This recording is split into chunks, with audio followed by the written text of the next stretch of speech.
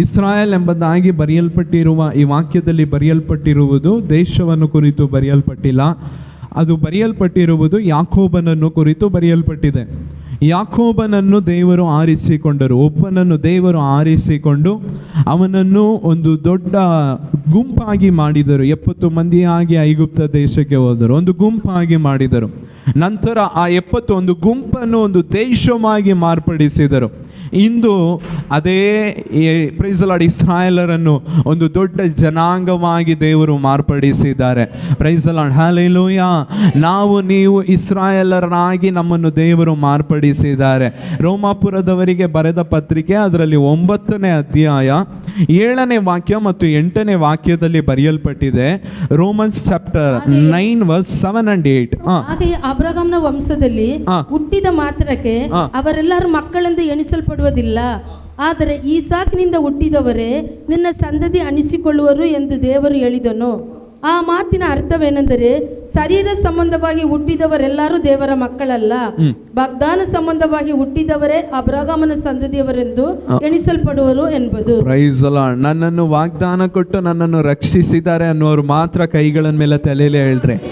ರೋಮಾಪುರದವರಿಗೆ ಬರೆದ ಪತ್ರಿಕೆ 9ನೇ ಅಧ್ಯಾಯ 7ನೇ ವಾಕ್ಯದಿಂದ 8ನೇ ವಾಕ್ಯದವರೆಗೂ ಅದರಲ್ಲಿ ಸ್ಪಷ್ಟವಾಗಿ ಬರೆಯಲ್ಪಟ್ಟಿದೆ, ಶರೀರ ಸಂಬಂಧವಾಗಿ ಹುಟ್ಟಿದವರು ಮಾತ್ರ ಇಸ್ರಾಯೇಲರಲ್ಲ, ಅವರು ಇಸ್ರಾಯೇಲರಲ್ಲ, ಅವರು ದೇವರ ಮಕ್ಕಳಲ್ಲ. ಅಬ್ರಹಾಮನ ಸಂತತಿಯಲ್ಲಿ ಶರೀರ ಸಂಬಂಧವಾಗಿ ಹುಟ್ಟಿದವರು ಇಸ್ರಾಯೇಲರಲ್ಲ, ಆದರೆ ವಾಗ್ದಾನದ ನಿಮಿತ್ತ ರಕ್ಷಣೆ ಯೇಸು ಕ್ರಿಸ್ತನ ಮೂಲಕ ರಕ್ಷಣೆ ಹೊಂದಿರುವವನೇ ನಿಜವಾದ ಇಸ್ರಾಯೇಲನಾಗಿದ್ದಾನೆ. ಹಲ್ಲೆಲೂಯಾ. ಸರಿ, ಇಂದು ನಾನು ನಿಮ್ಮ ಮಧ್ಯದಲ್ಲಿ ಈ ಯಾಕೋಬನನ್ನು ಕುರಿತು, ಇಸ್ರಾಯೇಲನನ್ನು ಕುರಿತು ನಿಮ್ಮ ಮಧ್ಯದಲ್ಲಿ ವಾಕ್ಯವನ್ನು ಸಾರಲು ಇಷ್ಟಪಡುತ್ತೇನೆ. ಅನೇಕ ಸಾರಿ ನೀವು ಯಾಕೋಬನನ್ನು ಕುರಿತು ಸತ್ಯವೇದದಲ್ಲಿ ಪ್ರೈಸ್ ದಿ ಲಾರ್ಡ್ ನೀವು ವಾಕ್ಯವನ್ನು ಕೇಳಿರಬಹುದು. ಇಂದು ನಾನು ನಿಮ್ಮ ಮಧ್ಯದಲ್ಲಿ ಯಾಕೋಬನನ್ನು ಕುರಿತು ಅಥವಾ ಇಸ್ರಾಯೇಲನನ್ನು ಕುರಿತು ನಿಮ್ಮ ಮಧ್ಯದಲ್ಲಿ ವಾಕ್ಯವನ್ನು ಕೊಡಲು ಇಷ್ಟಪಡುತ್ತೇನೆ. ಮೊದಲನೆಯದಾಗಿ ಆದಿಕಾಂಡ 48ನೇ ಅಧ್ಯಾಯ ಅದರಲ್ಲಿ 15ನೇ ವಾಕ್ಯವನ್ನು ಓದ್ರಿ. ಯೋಸೇಫನನ್ನು ಆಶೀರ್ವದಿಸಿ, ನನ್ನ ಪಿತೃಗಳಾದ ಅಬ್ರಹಾಮ್ ಈಸಾಕರು ಸೇವಿಸುವ ದೇವರಾಗಿಯೂ ನನ್ನನ್ನು ಚಿಕ್ಕದಿನಿಂದ ಈ ದಿನದವರೆಗೂ ಪರಾಮರಿಸುತ್ತಾ ಬಂದ ದೇವರಿಗಾಗಿಯೂ ನನ್ನನ್ನು ಎಲ್ಲಾ ಕೇಡುಗಳಿಂದ ತಪ್ಪಿಸಿ ಕಾಪಾಡಿತು ಬಂದ ತೂತನಾಗಿ. ಸಾಕು. Praise the lord. ಮುಪ್ಪಿನಲ್ಲಿ ವಯಸ್ಸಾದ ಕಾಲದಲ್ಲಿ ಯಾಕೋಬನು ಒಂದು ಮಾತನ್ನು ಹೇಳ್ತಾ ಇದ್ದಾರೆ. ಪರಲೋಕದ ದೇವರು, ಆಮೇಲೆ ನನ್ನ ಪಿತೃಗಳಾದ ಅಬ್ರಹಾಮ್ ಇಸಾಕನ ದೇವರು ನನ್ನನ್ನು ಇದುವರೆಗೂ ನಡೆಸಿಕೊಂಡು ಬಂದಿದ್ದಾರೆ, ನನ್ನನ್ನು ಇದುವರೆಗೂ ಪರಾಮರಿಸಿ ನಡೆಸುತ್ತಾ ಬಂದಿದ್ದಾರೆ. Praise the lord. ಕೈ ಹಿಡಿದರು ನನ್ನನ್ನು. Price the lord. ಯಾಕೋಬ್ ದೇವರು ನನ್ನನ್ನು ಕೈ ಹಿಡಿದರು, ದೇವರು ನನ್ನನ್ನು ಪರಾಮರಿಸಿದರು. ಆದ್ದರಿಂದಲೇ ನಾನು ಇದುವರೆಗೂ ಜೀವಿಸುತ್ತಾ ಇದ್ದೇನೆ, ಆದ್ದರಿಂದಲೇ ನಾನು ಇದುವರೆಗೂ ಬದುಕಿದ್ದೇನೆ. ಅವರು ಒಂದು ವರ್ಡನ್ನ ಹೇಳ್ತಾರೆ, ನನ್ನನ್ನು ಚಿಕ್ಕಂದಿನಿಂದ ನನ್ನನ್ನು ಏನು ಮಾಡಿದ್ದಾರಂತೆ ಇದುವರೆಗೂ. ಹಂಗಂದ್ರೆ ಪ್ರೈಸ್ ದಿ ಲಾರ್ಡ್, ಚಿಕ್ಕಂದಿನಿಂದ ಮುಪ್ಪಿನವರೆಗೂ, ಆರಂಭದಿಂದ ಕೊನೆಯವರೆಗೂ ಈ ಯಾಕೋಬನನ್ನು ನಡೆಸಿದ ದೇವರು ನಮ್ಮನ್ನು ನಡೆಸಲು ಶಕ್ತನಾಗಿದ್ದಾನೆ. Praise the lord. ಕೀರ್ತನೆ 139ನೇ ಕೀರ್ತನೆ ಅದರಲ್ಲಿ 13ನೇ ವಾಕ್ಯ ಮತ್ತು 13ನೇ ವಾಕ್ಯದಿಂದ 16ನೇ ವಾಕ್ಯದವರೆಗೂ ಬರೆಯಲ್ಪಟ್ಟಿದೆ. ಕೀರ್ತನೆ 139 ಸಾಕು. 139ನೇ ಕೀರ್ತನೆ ಅದರಲ್ಲಿ 13ನೇ ವಾಕ್ಯದಿಂದ 16ನೇ ವಾಕ್ಯದವರೆಗೂ ಈ ರೀತಿಯಾಗಿ ಬರೆಯಲ್ಪಟ್ಟಿದೆ. ತಾಯಿಯ ಗರ್ಭದಲ್ಲಿರುವಾಗಲೇ ನನ್ನನ್ನು ಕಾಪಾಡಿದರು. ಕೀರ್ತನೆ 71ನೇ ಕೀರ್ತನೆ ಅದರಲ್ಲಿ 6ನೇ ವಾಕ್ಯದಲ್ಲಿ ಬರೆಯಲ್ಪಟ್ಟಿದೆ, ಹುಟ್ಟಿದಂದಿನಿಂದ ನನ್ನನ್ನು ಏನು ಮಾಡಿದ್ರು, ಪರಾಮರಿಸುತ್ತಾ ನಡೆಸಿದರು. Praise the lord. ಈಗ ಯಾಕೋಬನನ್ನು ನೋಡಿ ಒಂದು ಪ್ರಶ್ನೆಯನ್ನು ನಾನು ಕೇಳುವಾಗ ಅವ್ರು ಈ ರೀತಿಯಾಗಿ ಹೇಳ್ತಾರೆ, ಯಾಕೋಬನೇ, ಈಗ ಮುಪ್ಪಾಗಿದೆ, ವಯಸ್ಸಾಗಿದೆ, ಇದುವರೆಗೂ ನೀವು ಹೇಗೆ ಅರಣ್ಯವನ್ನೆಲ್ಲ ದಾಟಿದ್ರಿ, ಹೇಗೆ ನೀವು ದಾಟಿದ್ರಿ, ಒಬ್ಬಂಟಿಗನಾಗಿ ಬರೀ ಗೋಲ್ ಮಾತ್ರ ಕೈಯಲ್ಲಿತ್ತಲ್ಲ, ಹೇಗೆ ದಾಟಿದ್ರಿ ಎಂಬುದಾಗಿ ಕೇಳಿದ್ರೆ ಅವ್ರು ಒಂದು ಮಾತನ್ನು ಹೇಳ್ತಾರೆ, ದೇವರು ನನ್ನನ್ನು ಕೈ ಹಿಡಿದರು. ಆಮೇಲೆ ಹೇಗೆ ನೀವು ಇದುವರೆಗೂ ಬದುಕುತ್ತಾ ಬಂದಿದ್ದೀರಾ, ಅನೇಕ ಆಪತ್ತುಗಳು ವಿರೋಧಗಳು ಎದುರಾಗಿ ಬಂದಾಗಲೂ ಇದುವರೆಗೂ ಹೇಗೆ ನಿಂತಿದ್ದೀರಾ, ಅವರು ಒಂದು ಮಾತನ್ನು ಹೇಳ್ತಾರೆ, ದೇವರು ನನ್ನನ್ನು ಪರಾಮರಿಸುತ್ತಾ ಬಂದರು. ಆಮೇಲೆ ದೇವರು ನನ್ನನ್ನು ಪರಾಮರಿಸುತ್ತಾ ನನ್ನ ಕೈ ಹಿಡಿದು ನಡೆಸುತ್ತಾ ಬಂದದ್ದರಿಂದ ನಾನು ಇದುವರೆಗೂ ಜೀವಿಸಿದ್ದೇನೆ ಅನ್ನೋರು ಮಾತ್ರ ಶಬ್ದವಾಗಿ ಕೈಗಳನ್ನು ಮೇಲೆತ್ತಿ hallelujah, hallelujah, hallelujah. Praise the lord. ಈ ಯಾಕೋಬನ ಜೀವಿತವನ್ನು 3 ರೀತಿಯಾಗಿ ನಾವು ವಿಭಾಗಿಸಬಹುದು. ಮೊದಲನೆಯದಾಗಿ ಚಿಕ್ಕ ಪ್ರಾಯ, ಚಿಕ್ಕ ಮಕ್ಕಳು ಇರ್ತಾರಲ್ಲ, ಚಿಕ್ಕ ಪ್ರಾಯ, ಬಾಲಕ ಪ್ರಾಯ, ಪ್ರೈಸ್ ದಿ ಲಾರ್ಡ್. ಎರಡನೆಯದಾಗಿ ಯೌವನ ಪ್ರಾಯ, ಮೂರನೆಯದಾಗಿ ಮುಪ್ಪಿನ ಪ್ರಾಯ. ಮತ್ತೊಮ್ಮೆ ಹೇಳುತ್ತೇನೆ, ಚಿಕ್ಕ ಪ್ರಾಯ, ಯೌವನ ಪ್ರಾಯ, ಮುಪ್ಪಿನ ಪ್ರಾಯ. ಈ ಯಾಕೋಬನ ಜೀವಿತವನ್ನು ಮೂರು ರೀತಿಯಾಗಿ ನಾವು ವಿಭಾಗಿಸಬಹುದು. Price the lord. ಈ ಮೂರು ಭಾಗವನ್ನೇ ನಾನು ನಿಮ್ಮ ಮಧ್ಯದಲ್ಲಿ ಇಂದು ಸಂದೇಶದ ಮೂಲಕ ಹೇಳಲು ಇಷ್ಟಪಡುತ್ತೇನೆ. ಮೊದಲನೆಯದಾಗಿ ಆದಿಕಾಂಡ, ಅವನ ಚಿಕ್ಕ ಪ್ರಾಯವು ಯಾವ ರೀತಿ ಇತ್ತು ಎಂಬುದಾಗಿ ನೋಡೋಣ. ಆದಿಕಾಂಡ 48ನೇ ಅಧ್ಯಾಯ, ಅದರಲ್ಲಿ 15ನೇ ವಾಕ್ಯವನ್ನು ಓದ್ರಿ. ಯೋಸೇಫನನ್ನು ಆಶೀರ್ವದಿಸಿ, ನನ್ನ ಪಿತೃಗಳಾದ ಅಬ್ರಹಾಂ ಈಸಾಕ್ ಸೇವಿಸಿದ ದೇವರಾಗಿಯೂ ನನ್ನನ್ನು ಚಿಕ್ಕನಿಂದ ಈ ದಿನದವರೆಗೂ ಪರಾಮರಿಸುತ್ತಾ ಬಂದ ದೇವರಾಗಿಯೂ ನನ್ನನ್ನು ಎಲ್ಲಾ ಕೇಡುಗಳಿಂದ ತಪ್ಪಿಸಿ ಸಾಕು. Praise the lord. ಈ ವಾಕ್ಯದಲ್ಲಿ ಯಾಕೋಬನ ಒಂದು ಮಾತನ್ನ ಹೇಳ್ತಾ ಇದ್ದಾರೆ. ಏನಂತ ಹೇಳ್ತಾ ಇದ್ದಾರೆ? ನನ್ನನ್ನು ಚಿಕ್ಕಂದಿನಿಂದ ಏನ್ ಮಾಡ್ತಾ ಇದ್ದಾರೆ? ದೇವರು ಪರಾಮರಿಸುತ್ತಾ ನಡೆಸುತ್ತಾ ಬರ್ತಾ ಇದ್ದಾರೆ. ನಿಜವಾಗಿ ಹೇಳ್ಬೇಕಂದ್ರೆ ಇದು ನಿಜವಲ್ಲ, ಇದು ಸುಳ್ಳು. ಸುಳ್ಳು ಅಂದಿದ ತಕ್ಷಣ ಎಲ್ಲರೂ ಏನಿದೆ ಹಿಂಗೆ ಮುಖವನ್ನು ನೋಡ್ತಾ ಇದ್ದೀರಾ. Praise the lord. ಯಾಕೋಬ ಹೇಳ್ತಾ ಇದ್ದಾರೆ, ನನ್ನನ್ನು ಚಿಕ್ಕಂದಿನಿಂದ ದೇವ್ರು ನನ್ನನ್ನು ಏನು ಮಾಡ್ತಾ ಇದ್ದಾರೆ? ಪರಾಮರಿಸಿ ನಡೆಸುತ್ತಾ ಬರ್ತಾರೆ. ನಿಜ ಹೇಳ್ಬೇಕಂದ್ರೆ ಇದು ನಿಜವಲ್ಲ, ಇದು ಸುಳ್ಳು.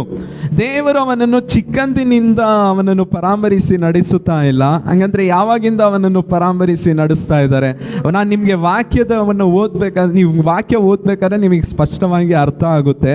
Price the lord. ಆದಿಕಾಂಡ ಪುಸ್ತಕ, ಅದರಲ್ಲಿ 25ನೇ ಅಧ್ಯಾಯ 21ನೇ ವಾಕ್ಯವನ್ನು ಓದ್ರಿ. Praise the lord. ಆ ಜೆನೆಸಿಸ್ ಚಾಪ್ಟರ್ 25 ವರ್ಸ್ 21. ಆಕೆ ಬಂಜೆಯಾಗಿರಲಾಗಿ ಅವನು ಆಕೆಗೋಸ್ಕರ ಯೆಹೋವನನ್ನು ಬೇಡಿಕೊಂಡನು.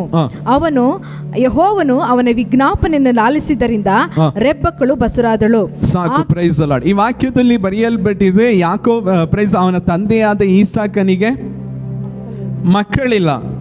ಈಗ ತಂದೆ ಏನ್ ಮಾಡ್ತಾ ಇದ್ದಾರೆ? ಪ್ರೇಯರ್ ಮಾಡ್ತಾ ಇದ್ದಾರೆ. ತಂದೆಯು ತಾಯಿಯು ಆಲಯಕ್ಕೆ ಹೋಗಿ, ದೇವರ ಸನ್ನಿಧಾನಕ್ಕೆ ಹೋಗಿ ಪ್ರಾರ್ಥನೆ ಮಾಡ್ತಾ ಇದ್ದಾರೆ. ದೇವರು ಅವರ ಪ್ರಾರ್ಥನೆಯನ್ನು ಕೇಳಿ ಅವರಿಗೆ ಮಕ್ಕಳನ್ನು ಅನುಗ್ರಹಿಸಿದರು. ಗರ್ಭದಲ್ಲಿ ಈಗ ಮಕ್ಕಳು ಉಂಟಾಗಿ ಆಯಿತು. ಈಗ ಏನ್ ನಡೀತು? ನೆಕ್ಸ್ಟ್ ವಾಕ್ಯ 22ನೇ ವಾಕ್ಯವನ್ನು ಓದ್ರಿ. ಆಕೆಯ ಗರ್ಭದಲ್ಲಿ ಶಿಶುಗಳು ಒಂದನ್ನೊಂದು ನೂಕಿಕೊಂಡಾಗ ಆಕೆಯು ಹೀಗಾದರೆ ನಾನು ಯಾಕೆ ಬದುಕಬೇಕು ಎಂದು ಹೇಳಿ ಇದರ ವಿಷಯದಲ್ಲಿ ಯೆಹೋವನ ಸನ್ನಿಧಿಯಲ್ಲಿ ವಿಚಾರಿಸುವುದಕ್ಕೆ ಹೋದಳು. ಸಾಕು. Praise the lord. ಈ ವಾಕ್ಯದಲ್ಲಿ ಬರೆಯಲ್ಪಟ್ಟಿದೆ, ಮಕ್ಕಳು ಏನ್ ಮಾಡ್ತಾ ಇದಾರಂತೆ? ಹೊಟ್ಟೆ ಒಳಗೆ ನೂಕಿಕೊಳ್ಳುತ್ತಾ ಇದೆ, ಜಗಳ ಆಡ್ತಾ ಇದೆ. Praise the lord. ಹಲ್ಲೆಲೂಯಾ. ಒಂದನ್ನು ತಿಳಿದುಕೊಳ್ಳಿರಿ, ದೇವರು ನಮ್ಮನ್ನು ಗರ್ಭದಲ್ಲಿ ಚಿಕ್ಕಂದಿನಿಂದ ಪರಾಮರಿಸಿ ನಡೆಸ್ತಾ ಇಲ್ಲ, ಅದು ಸುಳ್ಳು. ತಾಯಿಯ ಗರ್ಭದಲ್ಲಿರುವಾಗಲೇ ನಮ್ಮನ್ನು ಪರಾಮರಿಸಿ ನಡೆಸುತ್ತಾ ಇದ್ದಾನೆ. ತಾಯಿಯ ಗರ್ಭದಲ್ಲಿರುವಾಗಲೇ ನಮ್ಮನ್ನು ಕಂಡಂಥ ದೇವರು, ಆತನ ಕಣ್ಣುಗಳು ನಮ್ಮನ್ನು ಕಂಡು ಇದುವರೆಗೂ ನಡೆಸಿದ ದೇವರು ಇನ್ನು ಮುಂದೆಯೂ ನಮ್ಮನ್ನು ನಡೆಸಲು ಶಕ್ತನಾಗಿದ್ದಾನೆ. ತಾಯಿಯ ಗರ್ಭದಲ್ಲಿರುವಾಗಲೇ ಈಸಾಕನನ್ನು ದೇವರ ಕಣ್ಣುಗಳು ಕಂಡಿತು.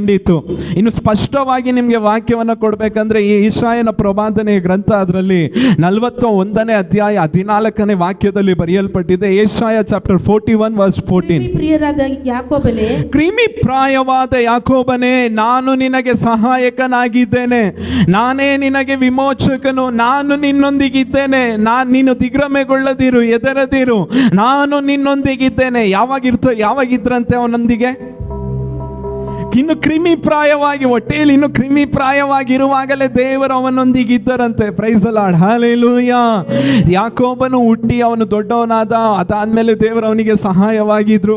ಯಾಕೋಬನು ಹುಟ್ಟಿದ ಮೇಲೆ ಅವನೊಂದಿಗಿದ್ದರು. ಅದಲ್ಲ, ಅವನು ಹುಟ್ಟುವುದಕ್ಕೆ ಮುಂಚೆ ತಾಯಿಯ ಗರ್ಭದಲ್ಲಿ ಕ್ರಿಮಿ ಪ್ರಾಯವಾಗಿರುವಾಗಲೇ ಅವನನ್ನು ಆರಿಸಿಕೊಂಡು ಅವನಿಗೆ ಸಹಾಯವಾಗಿ ದೇವರಿದ್ದರು.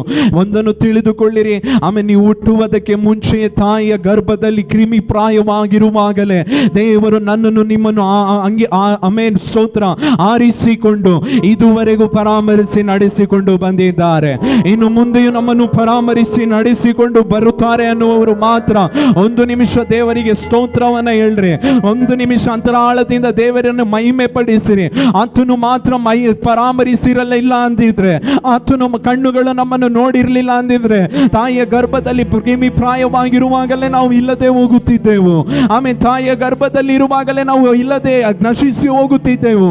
ಆತನ ಕಣ್ಣುಗಳು ನಮ್ಮನ್ನು ಕಂಡದರಿಂದ ನಾನು ಇದುವರೆಗೂ ಬದುಕಿದ್ದೇನೆ, ಇದುವರೆಗೂ ನನ್ನನ್ನು ನಡೆಸಿದ್ದಾರೆ, ಇನ್ನು ಮುಂದೆಯೂ ನನ್ನನ್ನು ನಡೆಸಲು ಆತನು ಶಕ್ತನಾಗಿದ್ದಾನೆ. Hallelujah, hallelujah. ಇದುವರೆಗೂ ನಡೆಸಿದ ಆತನೇ ಇನ್ನು ಮುಂದೆ ನಿಮ್ಮ ಮಕ್ಕಳನ್ನು ನಡೆಸಿರಿ ಕರ್ತನೆ, ಇನ್ನು ಮುಂದೆ ಇವರ ಕುಟುಂಬಗಳನ್ನು ನಡೆಸಿರಿ ಕರ್ತನೆ, ಇವರ ವಿದ್ಯಾಭ್ಯಾಸ, ಕೆಲಸಗಳು, ಪ್ರಯಾಸಗಳನ್ನು ದೇವರ ಆತ್ಮನು ನಡೆಸಿರಿ ಕರ್ತನೆ. ಒಳ್ಳೆ ಕಾರ್ಯಗಳನ್ನು ಮಾಡಿರಿ, ಯೇಸುವಿನ ನಾಮದಲ್ಲಿ ಬೇಡಿ ಹೊಂದಿದ್ದೇವೆ ತಂದೆಯೇ, amen, amen. Praise the lord, hallelujah. ಹಾಗಂದ್ರೆ ಯಾಕೋಬ ಏನಂತ ಹೇಳ್ತಾ ಇದ್ದಾರೆ, ಅವ್ರ ವಯಸ್ಸಾದ ಕಾಲದಲ್ಲಿ ನನ್ನನ್ನು ದೇವರು ಚಿಕ್ಕಂದಿನಿಂದ ನಡೆಸಿದ್ರು ಎಂಬುದಾಗಿ. ಹಂಗಂದ್ರೆ ಯಾವುದು ನಿಜ? ತಾಯಿಯ ಗರ್ಭದಲ್ಲಿರುವಾಗಲೇ ದೇವರು ಏನ್ ಮಾಡಿದ್ರು? ಅವನನ್ನು ಕಾಪಾಡಿ ನಡೆಸಿದರು. ಸರಿ, ಈಗ 25ನೇ ಅಧ್ಯಾಯದಲ್ಲಿ 22ನೇ ವಾಕ್ಯವನ್ನು ಮತ್ತೊಮ್ಮೆ ಓದ್ರಿ. ಆಕೆಯ ಗರ್ಭದಲ್ಲಿ ಶಿಶುಗಳು ಒಂದೊಂದೊಂದು ನುಗ್ಗಿಕೊಂಡಾಗ ಆಕೆಯು ಹೇಗೆಂದರೆ, ನಾನು ಯಾಕೆ ಬದುಕಬೇಕು ಎಂದು ಹೇಳಿ ಇದರ ವಿಷಯದಲ್ಲಿ ಯೆಹೋವನ ಸನ್ನಿಧಿಯಲ್ಲಿ ವಿಚಾರಿಸುವುದಕ್ಕೆ ಹೋದಳು. ಯೆಹೋವನ ಆಕೆಗೆ, ನಿನ್ನ ಗರ್ಭದಲ್ಲಿ 2 ಜನಾಂಗಗಳು ಅವೆ, ಆ 2 ಜನಾಂಗಗಳು ಜನಾರಮ್ಯ ವಿರೋಧದಿಂದ ಭೇದವಾಗುವುದು, ಅವುಗಳಲ್ಲಿ ಒಂದು ಮತ್ತೊಂದಕ್ಕಿಂತ ಬಲಿಷ್ಠವಾಗುವುದು, ಹಿರಿಯರಿಗಿಂತ ಸೇವೆ ಮಾಡುವುದು ಎಂದು ಹೇಳಿದನು. Praise the lord. ಹಿರಿಯವನು ಕಿರಿಯವನನ್ನು ಏನ್ ಮಾಡ್ತಾನೆ? ಸೇವೆ ಮಾಡ್ತಾನೆ ಎಂಬುದಾಗಿ ದೇವರು ವಾಗ್ದಾನವನ್ನ ಕೊಡ್ತಾ ಇದ್ದಾರೆ. ಹುಟ್ಟಿದ ಮೇಲೆ ವಾಗ್ದಾನವನ್ನ ಕೊಟ್ರ, ಹುಟ್ಟುವುದಕ್ಕೆ ಮುಂಚೆ ವಾಗ್ದಾನವನ್ನ ಕೊಟ್ರ? Price the lord. ಹುಟ್ಟುವುದಕ್ಕೆ ಮುಂಚೆ ದೇವರ ವಾಗ್ದಾನವಿದ್ದರಿಂದ ವಾಕ್ಯದಲ್ಲಿ ಬರೆಯಲ್ಪಟ್ಟಿದೆ. ದೇವರು ಹಂಗಂದ್ರೆ ಒಂದನ್ನು ತಿಳಿದುಕೊಳ್ಳಿರಿ, ನಾವು ಹುಟ್ಟುವುದಕ್ಕೆ ಮುಂಚೆಯೇ ನಮ್ಮ ಕುರಿತಾಗಿ ದೇವರ ಚಿತ್ತವು ಪ್ರಕಟವಾಯಿತು.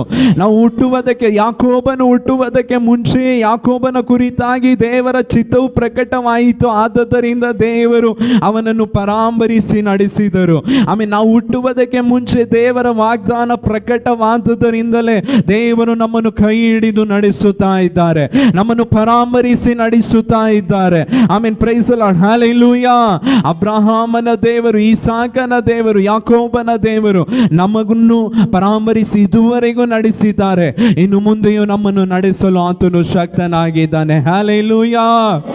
ಸರಿ, ಈಗ ವಾಕ್ಯ ಅವನ ಪ್ರೈಸ್ ದಿ ಲಾರ್ಡ್ ಹೊಟ್ಟೆಯೊಳಗೆ ಇರ್ಬೇಕಾದ್ರೆ ಏನೇನು ನಡೀತು ಎಂಬುದಾಗಿ ನೋಡಿದ್ವಿ. ಈಗ ಆಚೆ ಬಂದ್ಮೇಲೆ ಏನು ನಡೀತಾ ಇದೆ ಅವನ ಚಿಕ್ಕ ಪ್ರಾಯದಲ್ಲಿ? ಅದೇ ಆದಿಕಾಂಡ ಪುಸ್ತಕ 25ನೇ ಅಧ್ಯಾಯ, ಅದರಲ್ಲಿ 26ನೇ ವಾಕ್ಯವನ್ನು ಓದ್ರಿ. ಅದಕ್ಕೆ ಏಸಾವ ಎಂದು ಹೆಸರಿಟ್ಟರು. 2ನೇ ಶಿಶು ಏಸಾವನ ಹಿಮ್ಮಡಿಯನ್ನು ಕೈಯಿಂದ ಹಿಡಿದುಕೊಂಡು ಹುಟ್ಟಿದ್ದರಿಂದ ಅದಕ್ಕೆ ಯಾಕೋಬ ಎಂದು ಹೆಸರಿಟ್ಟರು. ಈಗ ಈ ವಾಕ್ಯದಲ್ಲಿ ಯಾರ ಕೈ ಯಾರ ಮೇಲಿದೆ? ಏಸಾವನ ಮೇಲೆ ಯಾಕೋಬನ ಕೈ ಇದೆ. ಕರೆಕ್ಟಾಗಿ ನೋಡಿ. ಏಸಾ ಕೈ ಯಾಕೋಬ್ ಮೇಲಿದೆ, ಯಾಕೋಬ್ ಕೈ ಏಸಾ ಮೇಲಿದೆಯಾ? 2ನೇ ಶಿಶು ಯಾಕೋಬನ ಕೈ ಏಸಾ ಮೇಲಿದೆ. ಹೊಟ್ಟೆಯೊಳಗೆ ಇಬ್ಬರು ಜಗಳ ಆಡ್ತಾ ಇದ್ದಾರೆ, WWE ಆಡ್ತಾ ಇದ್ದಾರೆ, ಅಣ್ಣ ತಮ್ಮ ಇಬ್ರು. ಆಚೆ ಬರಬೇಕಾದ್ರೆ ಏಸಾ ಕೈ ಯಾಕೋಬನ ಮೇಲಿತ್ತು ಎಂಬುದಾಗಿ ವಾಕ್ಯದಲ್ಲಿ ಬರೆಯಲ್ಪಟ್ಟಿಲ್ಲ. ಯಾಕೋಬನ ಕೈ ಏಸಾವನ ಮೇಲೆ ಇತ್ತು ಎಂಬುದಾಗಿ ವಾಕ್ಯದಲ್ಲಿ ಬರೆಯಲ್ಪಟ್ಟಿದೆ. ನಿಜವಾಗಿ ನೋಡ್ಬೇಕಂದ್ರೆ ಇದು ದೇವರ ವಾಗ್ದಾನ. ಇದು ದೇವರ ವಾಗ್ದಾನ. ಎಲ್ಲಿ ಬರೆಯಲ್ಪಟ್ಟಿದೆ? ಮೀಕನ ಪ್ರವಾದನೆಯ ಗ್ರಂಥ 5ನೇ ಅಧ್ಯಾಯ, ಅದರಲ್ಲಿ 9ನೇ ವಾಕ್ಯವನ್ನು ಓದ್ರಿ. Micah chapter 5 verse 9. ಮೀಕಾ 5ನೇ ಅಧ್ಯಾಯ 9ನೇ ವಾಕ್ಯ. ಯಾಕೋಬೆ, ನಿನ್ನ ಕೈ ನಿನ್ನ ವಿರೋಧಿಗಳ ಮೇಲೆ ಎತ್ತಲ್ಪಡಲಿ. ಯಾಕೋಬನೇ, ನಿನ್ನ ಕೈ ವಿರೋಧಿಗಳ ಮೇಲೆ ಎತ್ತಲ್ಪಡಲಿ ಎಂಬುದಾಗಿ ದೇವರ ವಾಗ್ದಾನ ಇರುವುದರಿಂದ ಏಸಾ ಕೈ ಯಾಕೋಬನ ಮೇಲೆ ಇರಲಿಲ್ಲ, ಯಾಕೋಬನ ಕೈ ಏಸಾವಿನ ಮೇಲೆ ಇತ್ತು. ನಾವು ಒಂದನ್ನು ತಿಳಿದುಕೊಳ್ಳಿರಿ, ನೀವು ಗರ್ಭದಲ್ಲಿರುವಾಗಲೇ ದೇವರ ವಾಗ್ದಾನವು ಪ್ರಕಟವಾಯಿತು. ಆ ಕೊಟ್ಟಂತ ವಾಗ್ದಾನವನ್ನು ಮಾತಿನಂತೆ ನಡೆಯುವ ದೇವರು, ವಾಗ್ದಾನವನ್ನು ನೆರವೇರಿಸಲು ಆತನು ಶಕ್ತನಾಗಿದ್ದಾನೆ. ಹಲ್ಲೆಲೂಯಾ. ಹುಟ್ಟಿದ ಮೇಲೆ ಅವನ ಕುರಿತಾಗಿ ಬರೆಯಲ್ಪಟ್ಟಿಲ್ಲ, ಇವನು ಈ ರೀತಿ ಇರ್ತಾನೆ, ಈ ರೀತಿ ಇರ್ತಾನೆ ಎಂಬುದಾಗಿ. ಅವನ ಮನೆ ಹೊಟ್ಟೆಯೊಳಗೆ ಇರ್ಬೇಕಾದ್ರೆ ಅವನ ತಾಯಿ ಹತ್ರ ಹೇಳ್ತಾ ಇದ್ದಾರೆ ದೇವರು, ಇವನು ಈ ರೀತಿ ಆಗಿರ್ತಾನೆ, ಈ ಕಾರ್ಯಗಳನ್ನು ಮಾಡ್ತಾನೆ, ಹಿರಿಯವನು ಕಿರಿಯವನನ್ನು ಸೇವಿಸುತ್ತಾನೆ. ಹುಟ್ಟುವಾಗಲೇ ಬರೆಯಲ್ಪಟ್ಟಿದೆ ಯಾಕೋಬನ ಕೈ ಏಸಾವಿನ ಮೇಲಿತ್ತು ಎಂಬುದಾಗಿ. ಹಂಗಂದ್ರೆ ನಮ್ಮ ದೇವರು ವಾಗ್ದಾನದಲ್ಲಿ ಶಕ್ತನಾಗಿದ್ದಾನೆ. ಆಮೇಲೆ ಒಂದನ್ನು ತಿಳಿದುಕೊಳ್ಳಿರಿ, ಯಾಕೋಬನಿಗಿಂತ ಏಸಾವನು ದೊಡ್ಡವನು. ವಾಗ್ದಾನವನು.